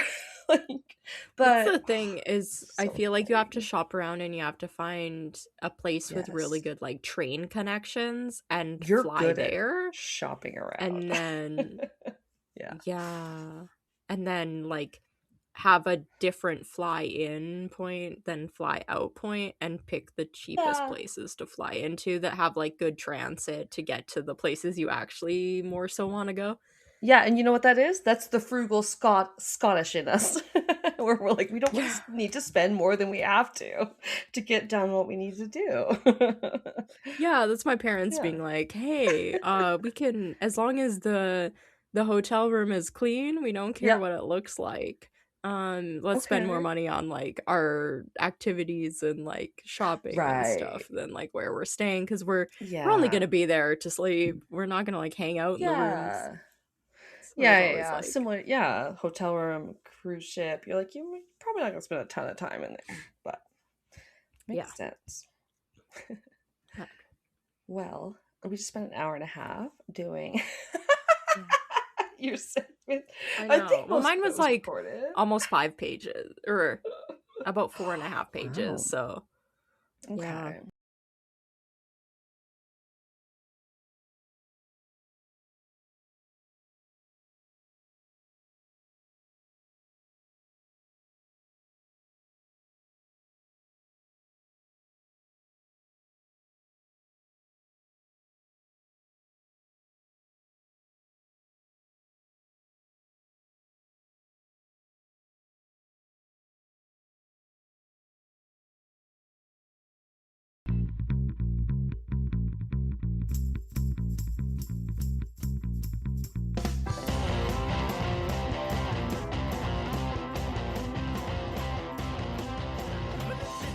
Are you tired of hearing about the Ted Bundys and Jeffrey Dahmers on True Crime podcasts? I thought so. We've got something just for you. I'm Pat. And I'm Darcy, and we are the hosts of Pod of Terror, a true crime podcast that dives into lesser-known cases from around the world. Grab a glass of wine and join us every Thursday as we discuss the most vile, despicable human beings on the planet. It'll be a dark and twisted journey, so don't forget your drink. You're gonna need it. We're looking forward to seeing you next Thursday.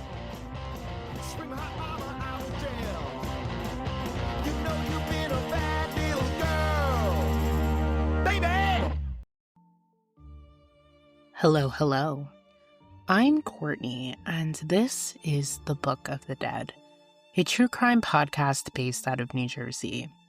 For those looking for a podcast that focuses on the victims and who they were, or cases where the family is directly involved in the telling of their loved ones' stories, each chapter of this podcast is dedicated to the victim they feature. Here, you can find cases you may have never heard of, or interviews with experts that have dedicated their lives to protect and serve, and occasionally hear from the victim themselves. So get comfortable, grab a drink, and settle in for another chapter of the Book of the Dead.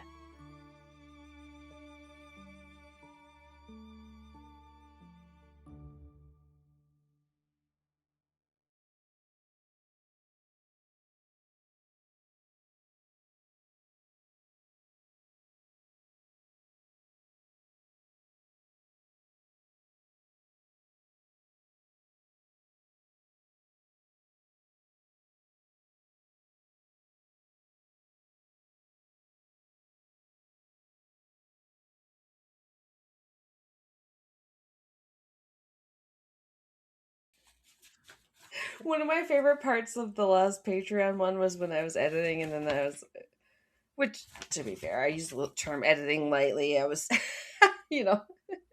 making sure we didn't have anything atrocious happening on there, like any horrible coughing noises. But then we're, for some reason, talking about a movie where you were like, going to say the actor's name, and then he said a ridiculously crazy spelled name, and I was like, oh, I think he's called Chiwetel Ejiofor. He's like one of those names, like, oh yeah, Djamin or Django, where you're like, I think it's this. See, here's the shirt. It's a Paws shirt. Yeah, he's wearing it in the episode. See, there's Adam Scott. Where is it's he? The He's Paws on a jury, shirt. or he's in a? He's in a place in a courtroom, or is it just one of them? Like, I don't know. But there's like other stills from the episode. He's wearing the Paws shirt, like that. Nice. Yeah. And that's No, I didn't know somebody that. I who- never noticed it on the. Yeah, I was like, oh, That's funny. the Grizzlebox episode. I don't know.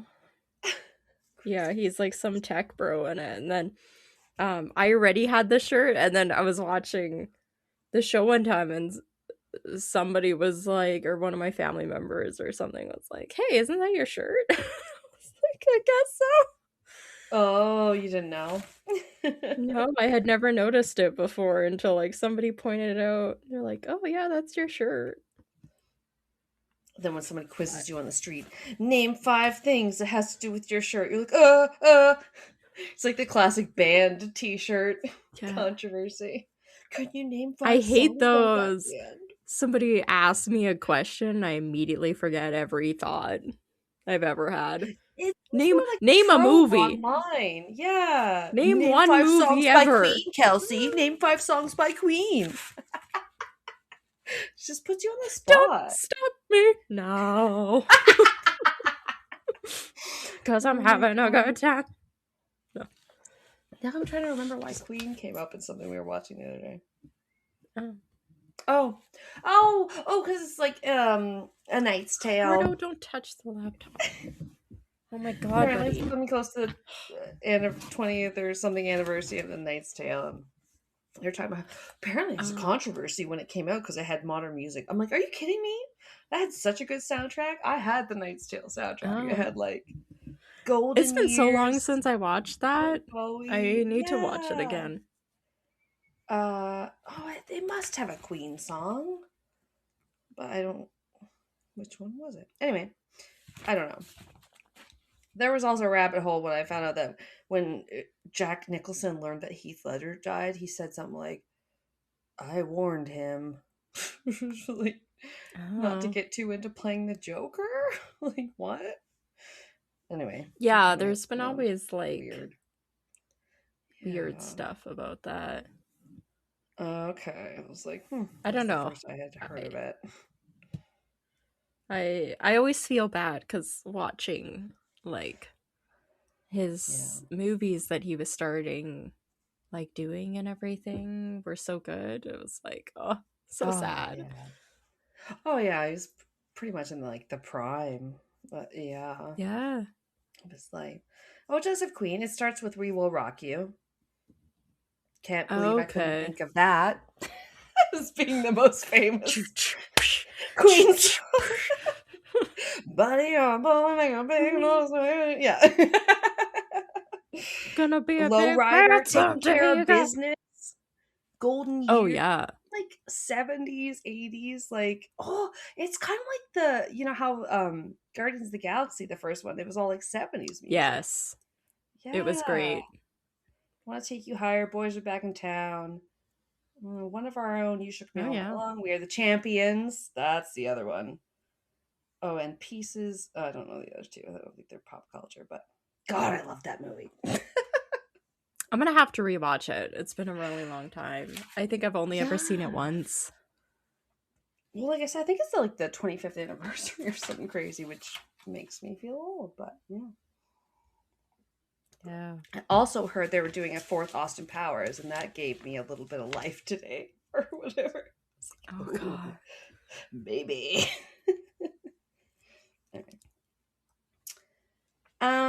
Okay. So when I said I had food and folklore, I have a small bullet Food and point folklore. list. We're renaming the podcast Food and Folklore. Yes. Castles and We're Cryptids, food and folklore, Dungeons and Dragons. Pick a letter. We're always hungry and Podcasters always are. If I had a dime for every time a podcaster started talking about fucking food, and not just when I'm listening to Off Menu about your dream meal. not when you're just listening to food podcasts. Every podcast. Everyone just becomes a food podcast. It's inevitable. Oh my god, Thanos. But that may have been why I tried to look it up. I remember, like, people will connect and say, like, of their dream meals that they're like, it's their mom's, like, traditional dish or whatever. And yeah. That's so nice. Yeah, like there's apparently some sort of My rice, mom's jollof would rice that people do all over Africa. I don't know. It's like a big yeah, thing. I ran across that. Okay, I okay. saw that. Yeah, it's like, I wonder which is what the what best? would my family's traditional dish be?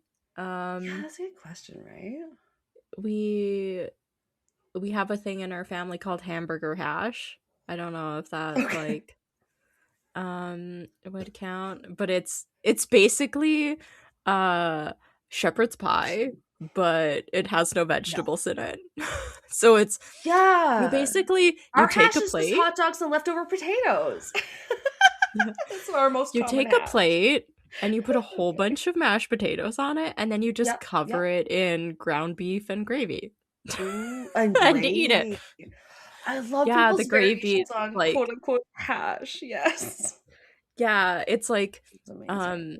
yeah, like the French onion soup mix in it, so it's got like the onions that like shepherd's pie would have, but get rid of the peas and carrots. You don't need it. You just need potato and Yeah, meat. yeah. Yeah, because typically hash, when they've referred to it, anyway, I won't say what show or book, but back in the day, in the historical Yeah. times, they even had corn hash and corned beef hash, and like it was just like Oh, I've heard whatever that. you could like fry up together, I feel like almost. Yeah.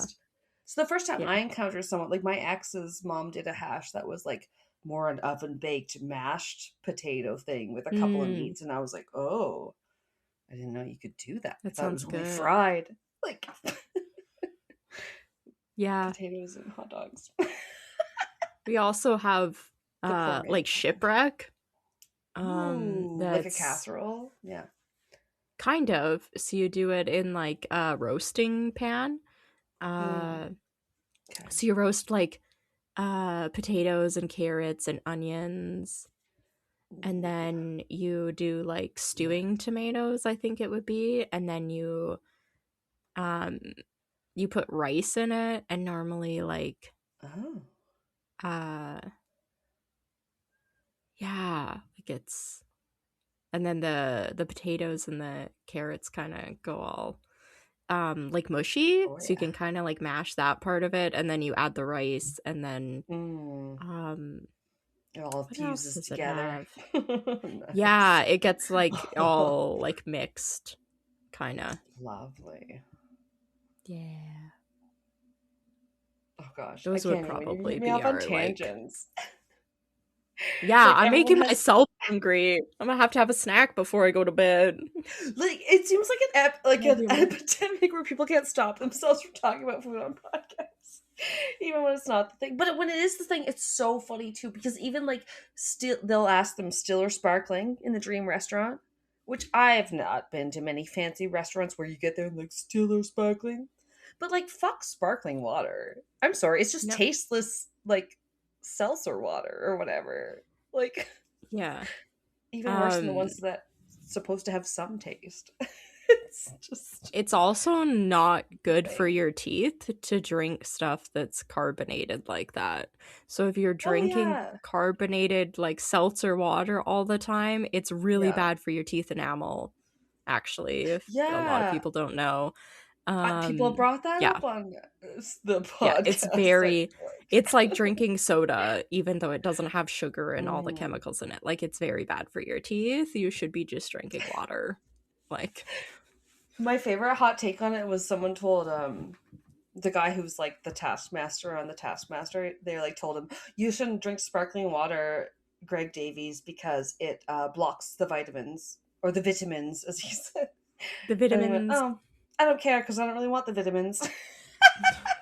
Like, some people have some really hot takes on sparkling water, which make me laugh so hard. Yeah. Anyway. Oh God. Okay. Well, we better go. So. And thus ends Alana's segment. No. My God, are we gonna make it? That's what I said at work today. I don't know. Make me hungrier. Tell me about some more food I need to try. Well, you could eat the fruit of the tree of life. Ooh, okay. Oh God, baobab tree. I probably could look that one up. Speaking of pronunciation, I think I've heard of that. I think I had to. baobab tree. Some They're like- vague. Yeah. Maybe we saw them in The Lion King, or like, I think they have like bulbous, like chunky trunks, don't they? This is what I'm picturing. Oh, I think so. Or no. Is it? There's one they say it looks like an upside down tree because it almost looks like its roots are up at the top. Also, I'm just remembering these things, so don't quote me on it. So let's continue to be white people that don't know what the hell we're saying. No, I'm just kidding. That's just me. The other one that was like singled out or whatever as a specialty, and I also don't know how to say it, is rooibos tea. I have seen it. The word. It's it's like ROOIBOS. Yeah. Is it rooibos? Rooibos? I don't know. It's not my favorite tea, but it's normally like red. Yeah, I feel like I've heard of it or seen the word in print. Don't know if I've ever heard it said it out loud. Yeah. But it's apparently like Rooibos? sort of, renowned as a wise one's drink for clarity and enhances communication. Honey came up, which I was like, I think we've touched on honey in some recent episodes. Oh, like yeah. some bees. We talked about your bees. The bees. If you guys But- didn't hear, we saved the bees. Some of the bees. Did we? Just by spreading the word? I can't remember. Yeah. I thought so. I thought a Well, couple of the bee populations had been pulled back from being on the endangered extinction list. Probably be. Ah. Yeah. No, they've been doing initiatives at my work and stuff still where they like buy a bunch of bees. And then I was like, yeah, I know where I can buy the honey, but who's talking to the bees and keeping them informed? They need to know the gossip. I'm concerned. Who's spilling the tea Telling to the them- bees? Telling them, go repopulate. Yeah. It's your job now. Yeah, so it's weird. Honey comes up again as sort of a gift of knowledge. It's associated with messages from the spirit world and ancestors, so I think that comes through the lore of the bees. Another one that was mentioned was coffee as being important or significant to sharpen thinking. Go figure. It is in my life. Like to make you jittery. No. This like over here drinking like the equivalent of like 7 extra large iced coffees a day to function. I think at that point, some of it's got to be the sugar, right? Because like I had that like crash earlier. I was like, oh god. I don't put a whole lot of sugar in it. I mean, I can't drink it black anymore. Because I was getting heartburn from it. And coffee's disgustingly bitter. But if I'm drinking hot coffee, I can still drink it black, but I can't drink iced coffee black. Damn. Yeah.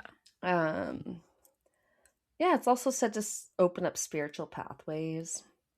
I think this one's pronounced sorghum.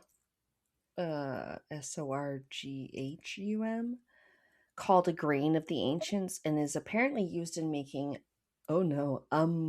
kwambothi, a traditional beer for ceremonies. Oh. Got their own special type of beer. Yeah. Oh my god. I was listening to an off-menu episode and the guy who's been on Top Chef Canada, I think, or Chopped, that's where I see him, Marcus Samuelson. He's like, I think he lives in Britain now, but his origins are like interesting where he's like Swedish in his background, but also like he kept talking about this, I think it's Ethiopian, like his other ancestors, and then like there's this mead or this honey beer or somewhere. I was like, mead. Sounds like a beautiful mead. Delicious. Finally, they mentioned the wild fig as being a fruit of foresight, which can bring visions to those who sit under it. Probably helps you poop too. Fig? Is that like a prune?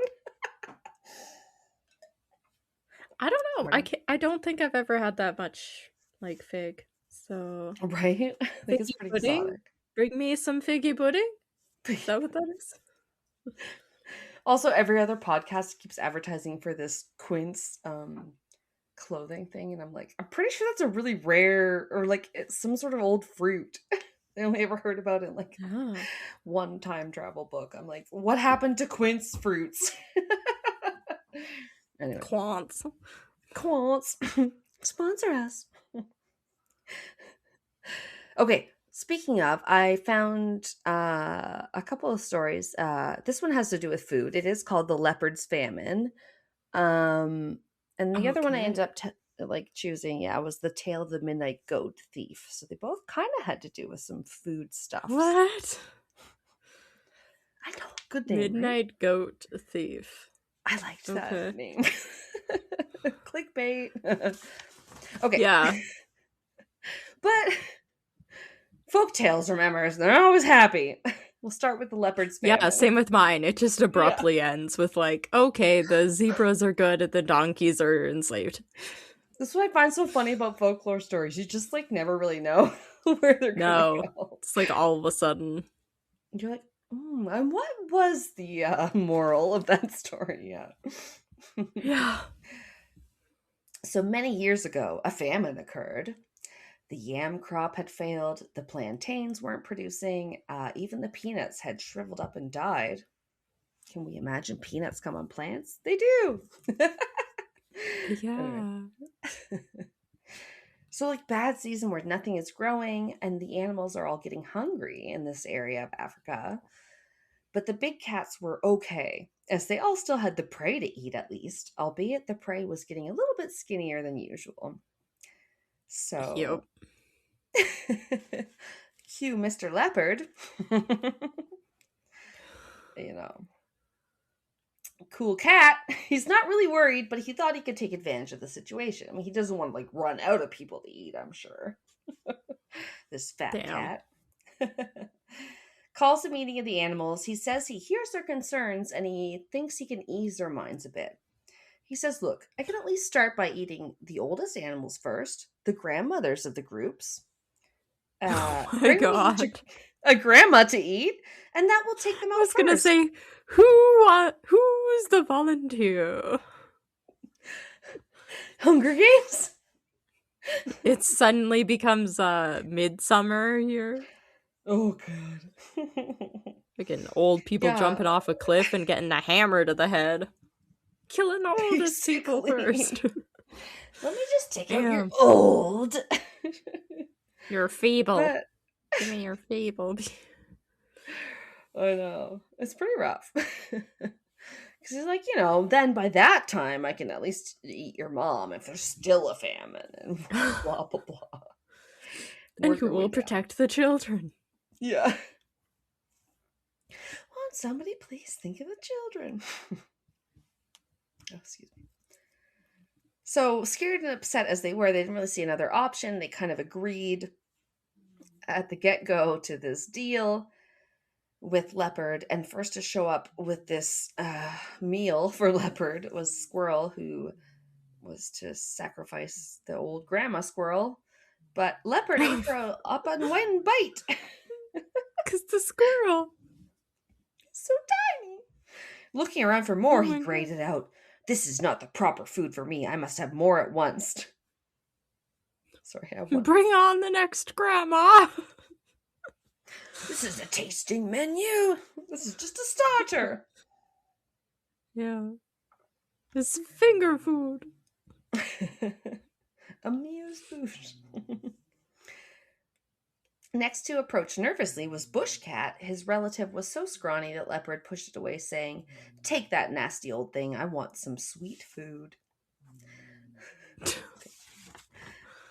Finally, he was fully fed for the day, and they had their reprieve.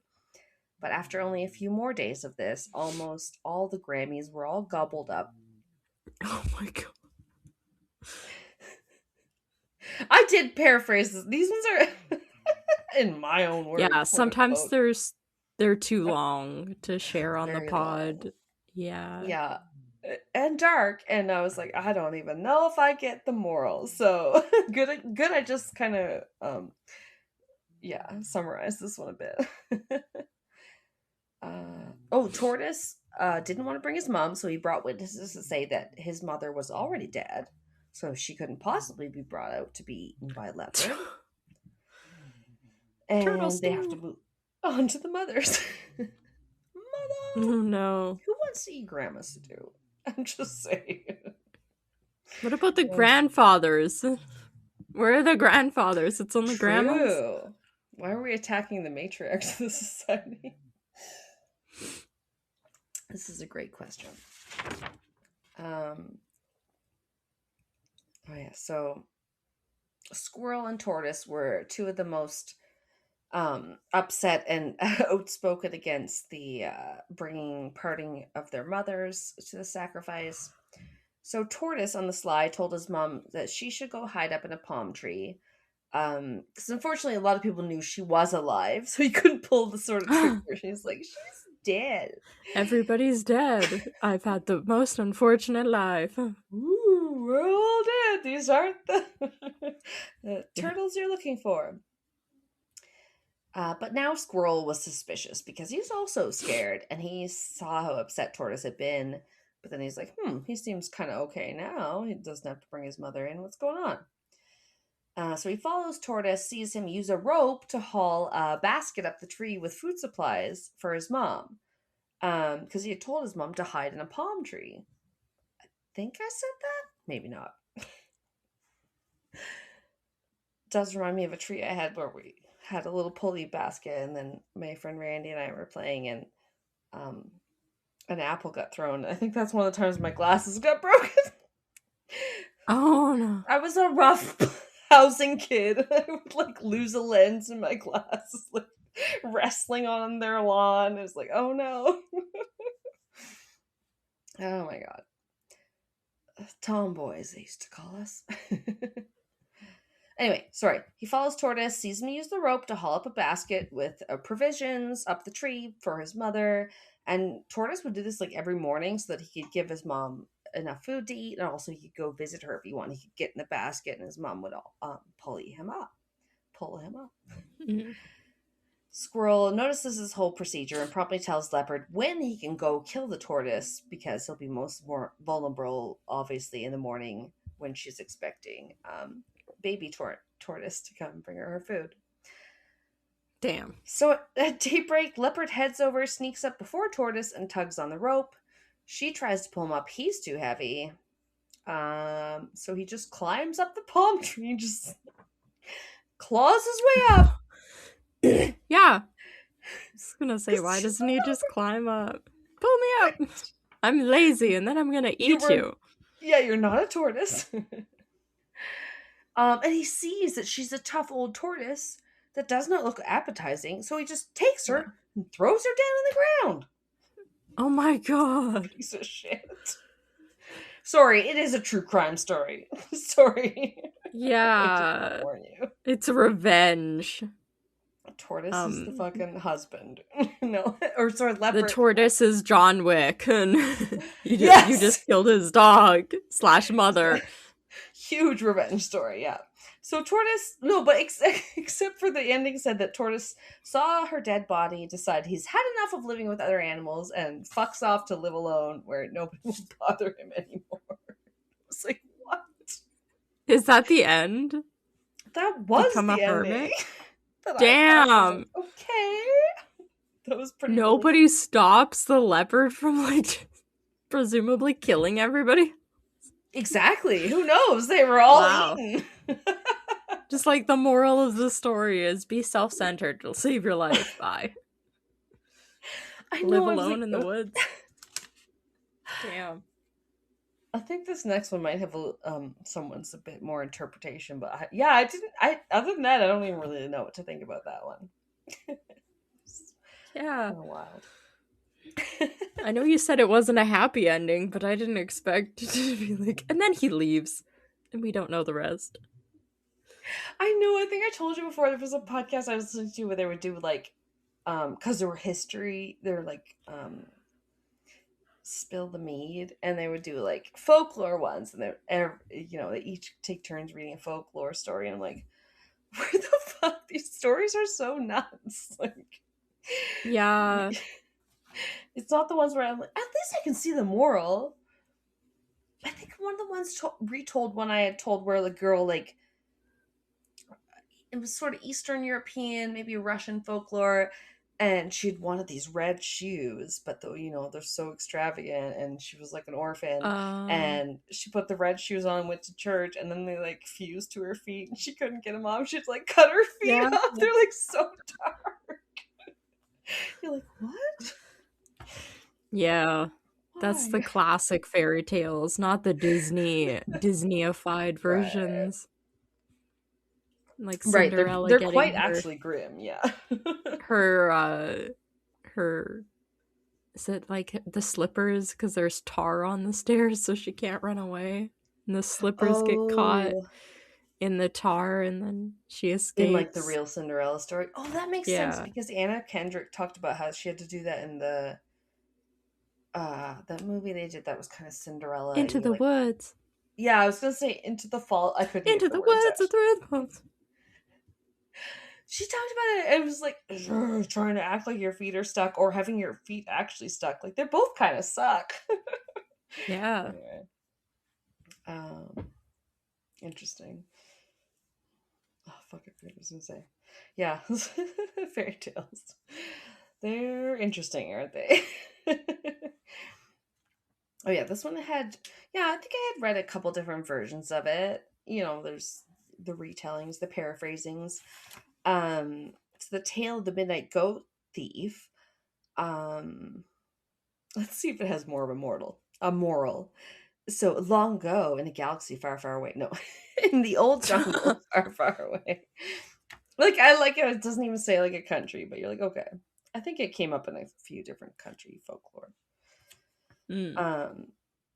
Hare lived alone for a pretty long time, and he got a little bit lonely, maybe bored. He decided it was time to find a wife, and he knew just where to find her. Though it was customary for a bachelor to travel with a chaperone. Very Victorian times of them. Yeah. So he sought out jovial baboon, as he's described. It didn't take much convincing. Baboon had been clamoring for adventure and agreed straight away. So apparently they set off through the mountains, traveling along the coast of Africa, and after several hours they came upon a, oh no, there's that word again, rooibos shrub. I'm so embarrassed. It's that tea. Rooibos. Dear friend Baboon, Hare said, I need to ask a favor of you. Very well, said the baboon. I'm beginning to feel a bit nervous, Hare admitted. If my nerves get the better of me, can you rush back to the shrub and bring me 5 of these sharp leaves? We can use them to brew a soothing tea. Baboon wasn't the suspicious sort. Sorry, he didn't notice anything amiss. Soon after the sun dipped below the horizon, Hare and Baboon arrived at the neighboring village. The animals who lived there were a hospitable sort, especially when a new bachelor came by. Fresh meat. Yeah. Seriously, though, these small towns, right? Yeah. They're not wrong. They ushered the pair of travelers into a cozy room and began to set out a fine dinner. Hare had barely gotten through the appetizers before he started to complain. My stomach has started to act up. Baboon was hungry, but he was not the type to break a promise. He set off for the rooibos bush at once. As soon as Baboon was out of sight, I'm going to move my post-it. Hare dug into the feast, gleefully devouring each and every morsel.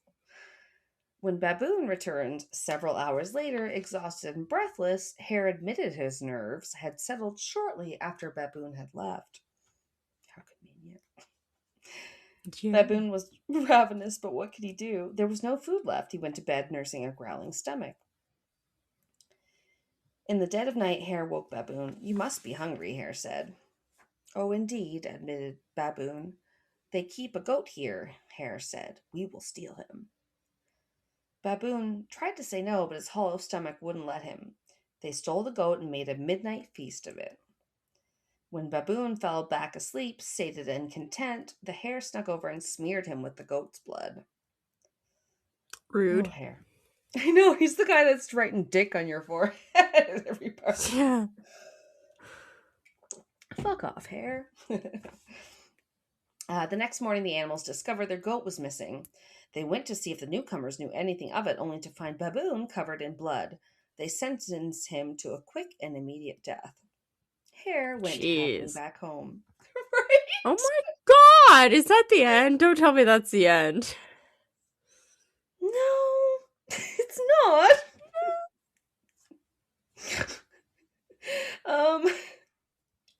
What did I say? Hare went happily back. The hare went back. Yeah. Through some strange black magic, the baboon's spirit broke free from his body and visited his friend Jackal in a dream. The ghost explained what Hare had done, and they plotted out their revenge.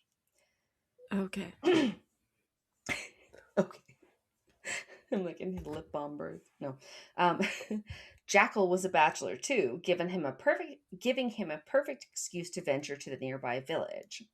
He asked Hare to be his chaperone, and Hare eagerly agreed. They came upon the wicked shrub once more, but this time it was Jackal who complained of his weak nerves. I will help you, said Hare, and he plucked 5 rhubarb leaves right then, just in case. When they got to the village, the animals were delighted to see another fine young bachelor gracing their doorstep, and they served the pair a great feast. They're really devoid of men here. Yeah. Like, everybody potluck again. Yeah. Here's a guy with a dick.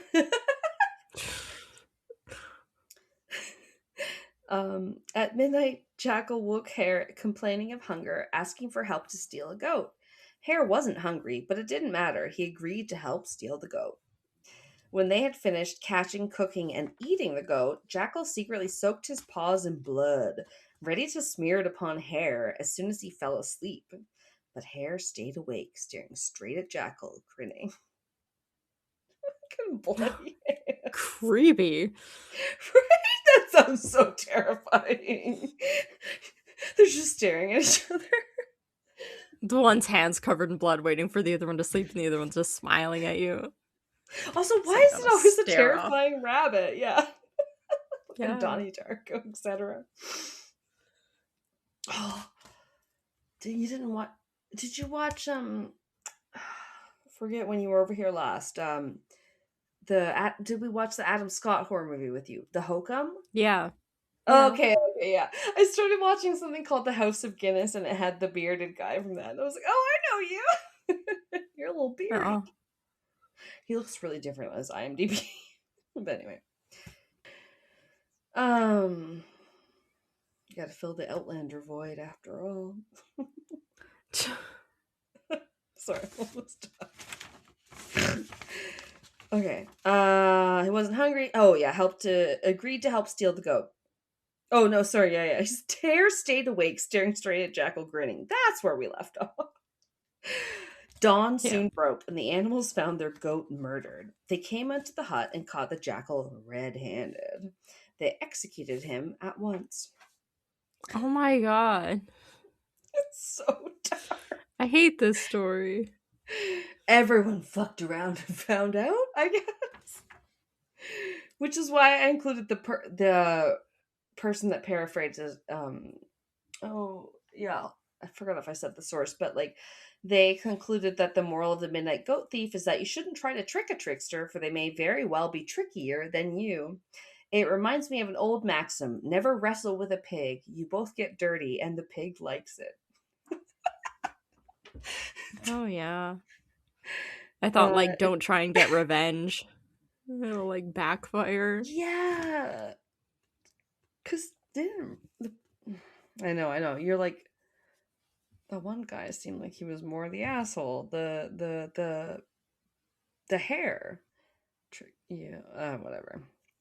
But they said it's worth noting that both the baboon and the jackal participated in the theft and murder of the goat.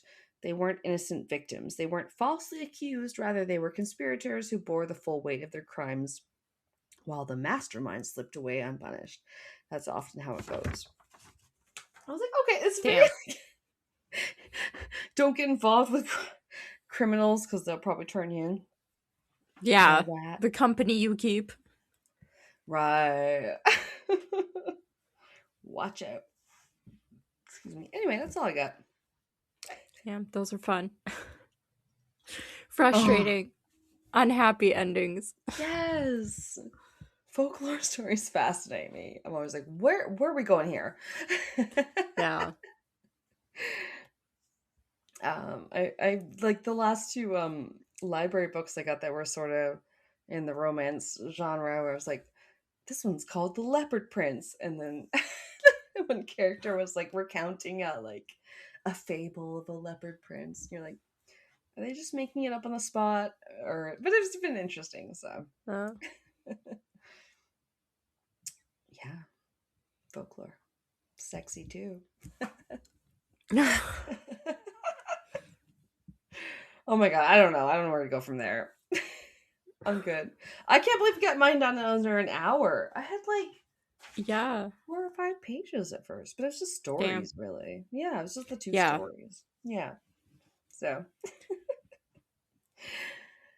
I'm sorry, you guys. I was like, we'll be ready for this one. And then I remember I was almost just printed out the other folklore story because I was like, the time it takes to put it in your own words and blah blah blah, and some people have phrased it better. It's just easier just to read it as is, but give credit where credit's due. And yes, we'll always put our sources on, even though I can't remember who wrote that folklore story. But yeah, it'll be on the website. Always. All right. Well, what did we decide we're doing next time? Ooh, that's my line. No. Oh shit, I didn't write it down. It's true crime. It was the kids solved by with kids or pets. Something. Right. Yeah. Let's say unlikely detectives. Cases. Oh yes. Child solved cases. No. That sounds really interesting. You had a lot of true crime ideas, and I just was like, that all sounds good. I don't know how they all came to my mind. It was 9:30 at night, and all of a sudden all these ideas came, and I just quickly typed them all out and went, okay, good, cool. Then I was yeah. I'm usually I'm listening to something, and I jot it down and post it, and I'm like, try to get it back to your actual notebook that has topics in it so it makes sense. But yeah, that's awesome. I love it. Yeah, hard to come up with stuff sometimes, so good to have something that's not super gross murder. yeah. It's nice to have a variety of things. Oh, for sure. All right. Well, we'll catch you next week. Keep it cryptic. Yeah. Bye.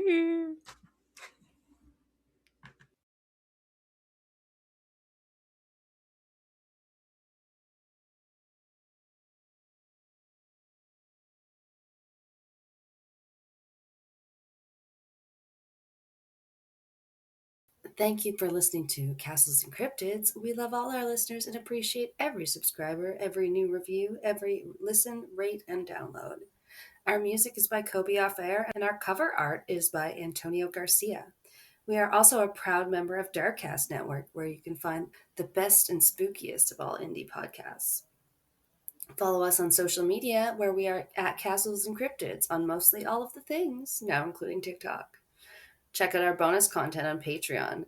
Cryptid clashes, video minisodes of your host making asses of themselves, Ask Me Anything, quizzes, other special episodes, and more.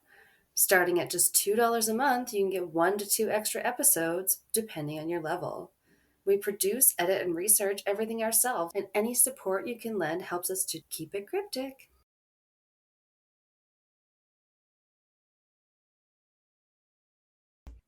Warriors, come out to play. Yeah. Sorry. Sorry. Did you get the movie reference? Or have you not seen The Warriors come out to play? And he's wearing little tiny airplane bottles of booze on his fingers. It's no. Damn it. Well, I thought maybe because it was like an 80s movie that I thought they just did a remake about. Anyway, it kept coming up. It kept coming up in our household for some reason. And they've like made fun of it on things. I'm sorry. Oh. Now I have to remember what the hell I'm talking about. Geedy? If you want to look it that's up, located. Oh, okay, sure. I can look it up. I'm like, I got one this locked is an and old loaded. city. Yeah, go for it. Let this page load. Cred where cred is due. What? The link doesn't work anymore. What's this? The link. Oh, what the heck? Because I was looking at different things.